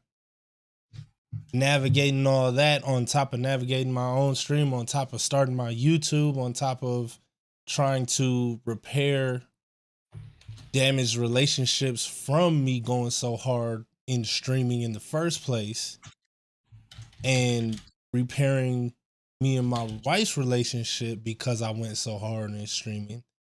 And really just trying to put a priority on those things really knocked streaming to the back end, right? And what I've seen is that, yeah, I took a huge break, but since I made friends over numbers, over viewers, over subs, over all that, I never felt like I was gone out of this space. And so when I returned, yeah, all those numbers came back. Like the subs came back, the numbers came back, the viewership, blah, blah, blah. And it's almost like I never left. Like obviously I don't have like the minute traffic of the people who weren't connected to me. But again, I don't look at my chat any damn ways. Or I don't look at my numbers while I'm streaming anyways. I only look at my chat and I only talk to the people who talk to me. So that stuff never really matters, but it's just crazy how one thing I did notice, and it had me discouraged a little bit, is that because I'm all by myself, yes, the stew is here, but it takes a while to get into a dependable mindset for me. Is that if I didn't stream, I didn't stream. I didn't have nobody else to come and stream for me. I didn't have anybody to come and edit my YouTube videos for me. Even though Buzz offered, I had some pretty ambitious things, but on top of that, I wasn't even able to record those things in the first place, right? So it wasn't no way I could do any of it. I couldn't be like, hey, Buzz, can you record my thoughts on this? You know, or whoever, you know? And what I noticed was I dropped out of being an executor. I used to be able to execute like crazy. And I gained a lot of weight and I got real lazy and I stopped executing on damn near every single thing that I set out to do, other than like sell stuff, right? But like, even that selling only made up for the lack of days that I missed, or that I didn't, for the lack of days that I worked, because I work at a school, so we have a lot of breaks. But like coming back into it and just knowing that I've built a solid team. When I say team, just a solid circle, not even just Content Stew, but everybody around me that's always just been here. Somebody did followage on my stream and it was like 42 months. And I'm like, damn, like, sheesh, like that's crazy. Like they've been subbed for 37 months. And it's like, Oh. man, that's wild, you know? And it's Was it just you? Was it you, Buzz? He hit 7. I was like, nah. I forgot I've been streaming that long. That's I think 7 I'm today. over a year on yours, Yugen, but I haven't subbed for a few months because I was using my Prime on you and then haven't been able to catch your streams. So Yeah. I think I was on like 12 or 13 months. But to tie it all up, I just say like a lot of it is just doing. A lot of it for me is just get out of that funk is just doing. Prioritize the things that need to be prioritized. Take a step back and ask yourself what's really important. You know, and this streaming stuff is gonna come and go. It's not gonna last forever. You know, and if you can take care of yourself, then your streaming, at least mine, my streaming and content creation has gotten a lot better. Right? I even had the motivation to solve the issue that was plaguing my stream. And again, I just beat a game on stream for like 7 hours yesterday. It was crazy. I ain't did that in a long time, you know, but I felt comfortable. I was just chilling because I had people that I loved there, you know? So while I declined a lot, like a whole ton, my perspective is through the roof, you know, and my motivation is right up there with it. It's not through the roof, but it's right up there with it, you know? And yeah, that was my last year. Very depressing, amazing year at the same time. It was rough, but it was good. Oh, and we ended on this. This is interesting. And this is a cool segue. What's one thing that you want to accomplish in the coming year? Reach Easy for 1,000 me. followers. I want to see Soraka's wife. I'm. Oh, Did I say that out loud? No. Yiggin. I can't get that girl in front of a camera to save her life. I see, because I ain't seen nothing. Man. You got me on Facebook. There's pictures of it. Is it really? Okay. Yeah. Well, I He's guess gonna I get can just stalker do wife that. now. You finna get, I'm gonna be that dude. You get like 48 likes on all photos from 17 years ago. You're like, damn. Listen, I have one of those really, really pretty nurse wives that is nerdy and likes video games and stuff. But the problem is I can't get her to stay on one game long enough to play with her. Like I'll be playing a game and like Final Fantasy, she'll see it and she'll be like, I want to play that. It's like, here we go. You'll want me to buy it. We'll buy it. You'll sit down. You'll never touch it again. And she'll sit down and she's probably watching this right now. She's probably about to kill me. She'll sit down and she'll play for like a week and then she'll never come back to it again. And like the other day I was playing, I think I got her playing ESO and I'm wondering how long she's going to play that. It's like, I don't know. She wants to stream and I want her to stream. She even made this cool name like Apple Jams or something like that.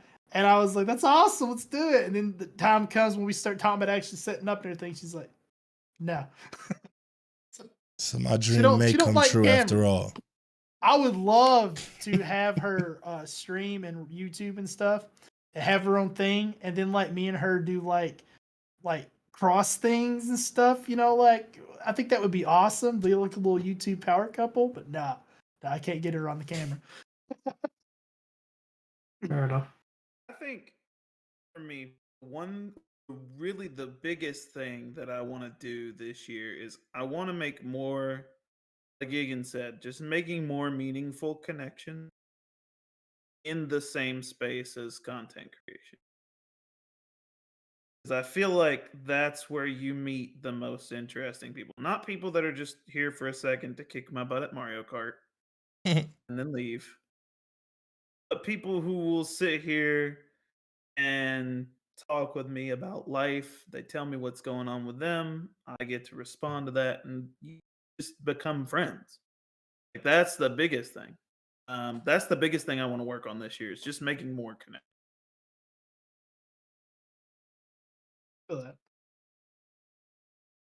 What did you say, Buzz? Because I did not hear you. I said mine was easy. Mine's like nowhere near as well. Actually, I think we've only had one so far. So your 1, 2, 3 it's nowhere near as like. It's a lot more just number driven, and that's I want to make the contents to YouTube channel at the partnership look for YouTube. That's my aim for the year. 2022, the year of the stew. That's what I've got going in my head. Let's go. Year of the stew. I like that. This sounds unique. I've been saying that to myself. I wrote a little blog on it actually, pretty much since the start of the year. And, He says it every morning when he wakes up. Yeah, brush my I do. Yeah, brush my teeth and say that to myself. That's my morning routine. But no, honestly, I think like I have a lot going on this year. Wedding planning, going back to the UK, and I haven't been back to see my family in 2 years. And hopefully in March, I started a new job last year, so I got like that going on,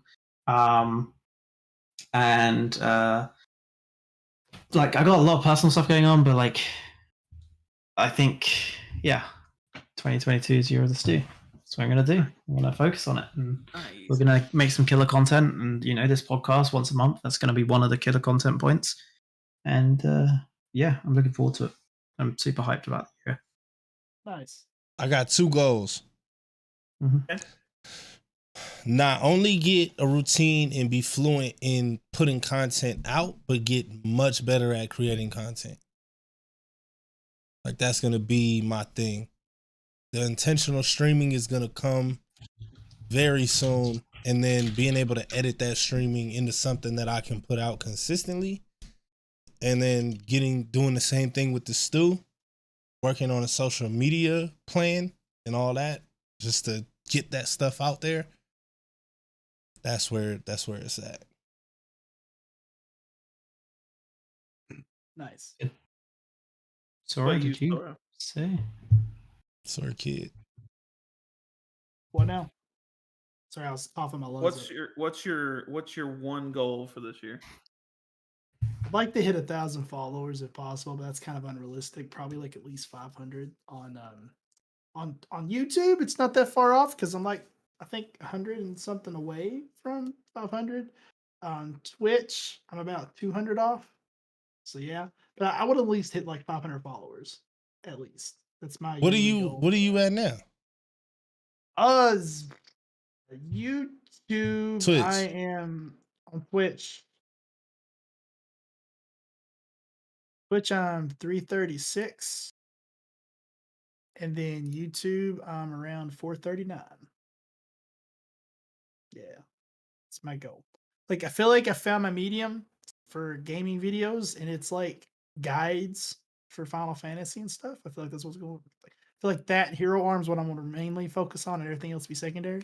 Because like my one of my guides has got 2.7K views right now, and it's doing really good. And my other one's got 1.4K views. Those are my 2 best videos I got at the moment. Then I made a guide for a dungeon, and it's not doing too hot. But the class guides, they're doing something. So. I didn't realize I had hit 359 followers on.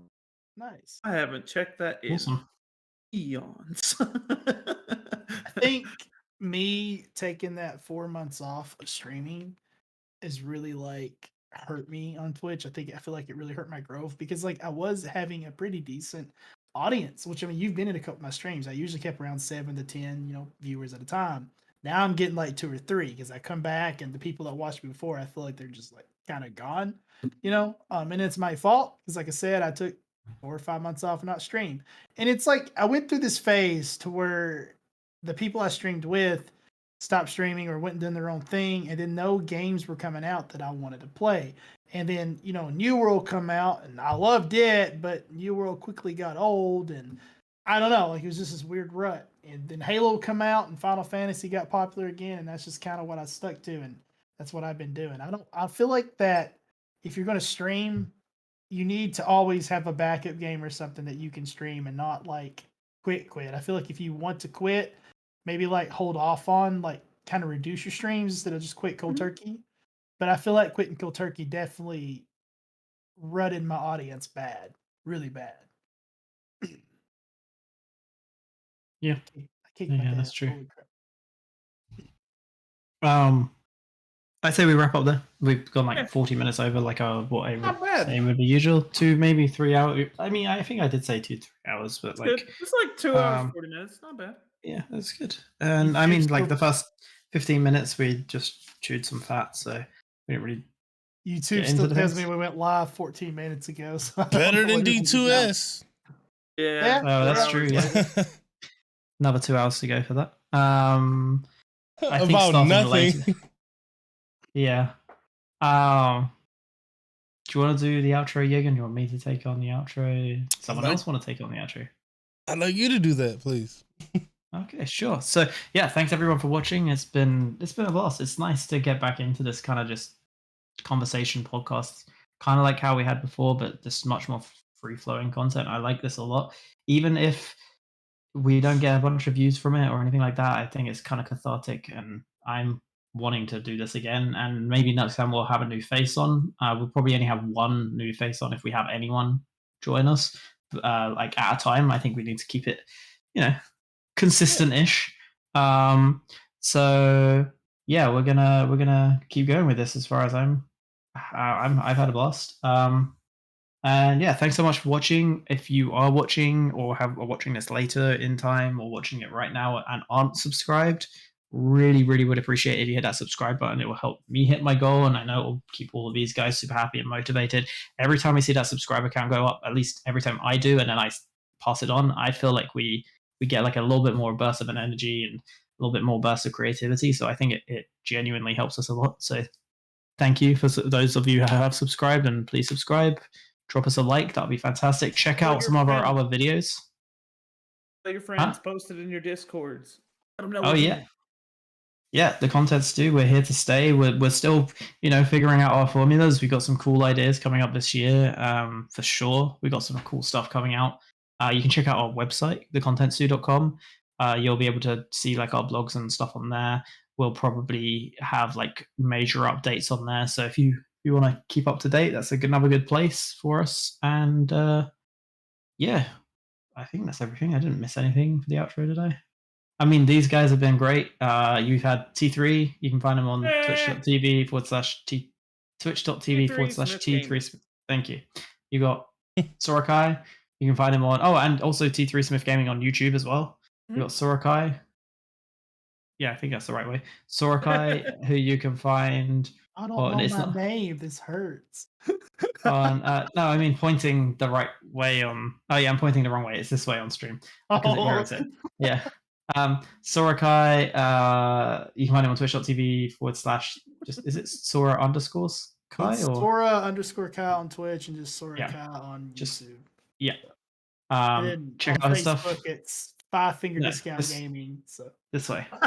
somewhere here, there, Yeah. over there. That's Real Yigan down there. You can find him at twitch.tv / Real Yigan.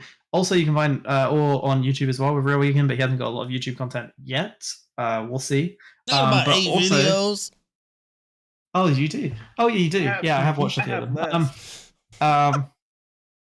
Both, all of them have awesome content. Check out their streams. But if you really want to see them, then you got to stick around Content Stew because they'll be in tons of videos coming up. We got one a week pretty much planned going forward, and yeah, you'll see us. And yeah, and I've been Buzz. You can find me on the Content Stew. I don't do other stuff at the moment. I don't think that'll change. So yeah, if you want to see my beautiful face, come see the Content Stew stuff. Or listen to my voice, because I sometimes do a bit of voiceover with T3. Yes. Yeah. I think that's good. I think bye, everyone. See ya. Stay handy. Yeah. Stay handy. I'm going to end stream.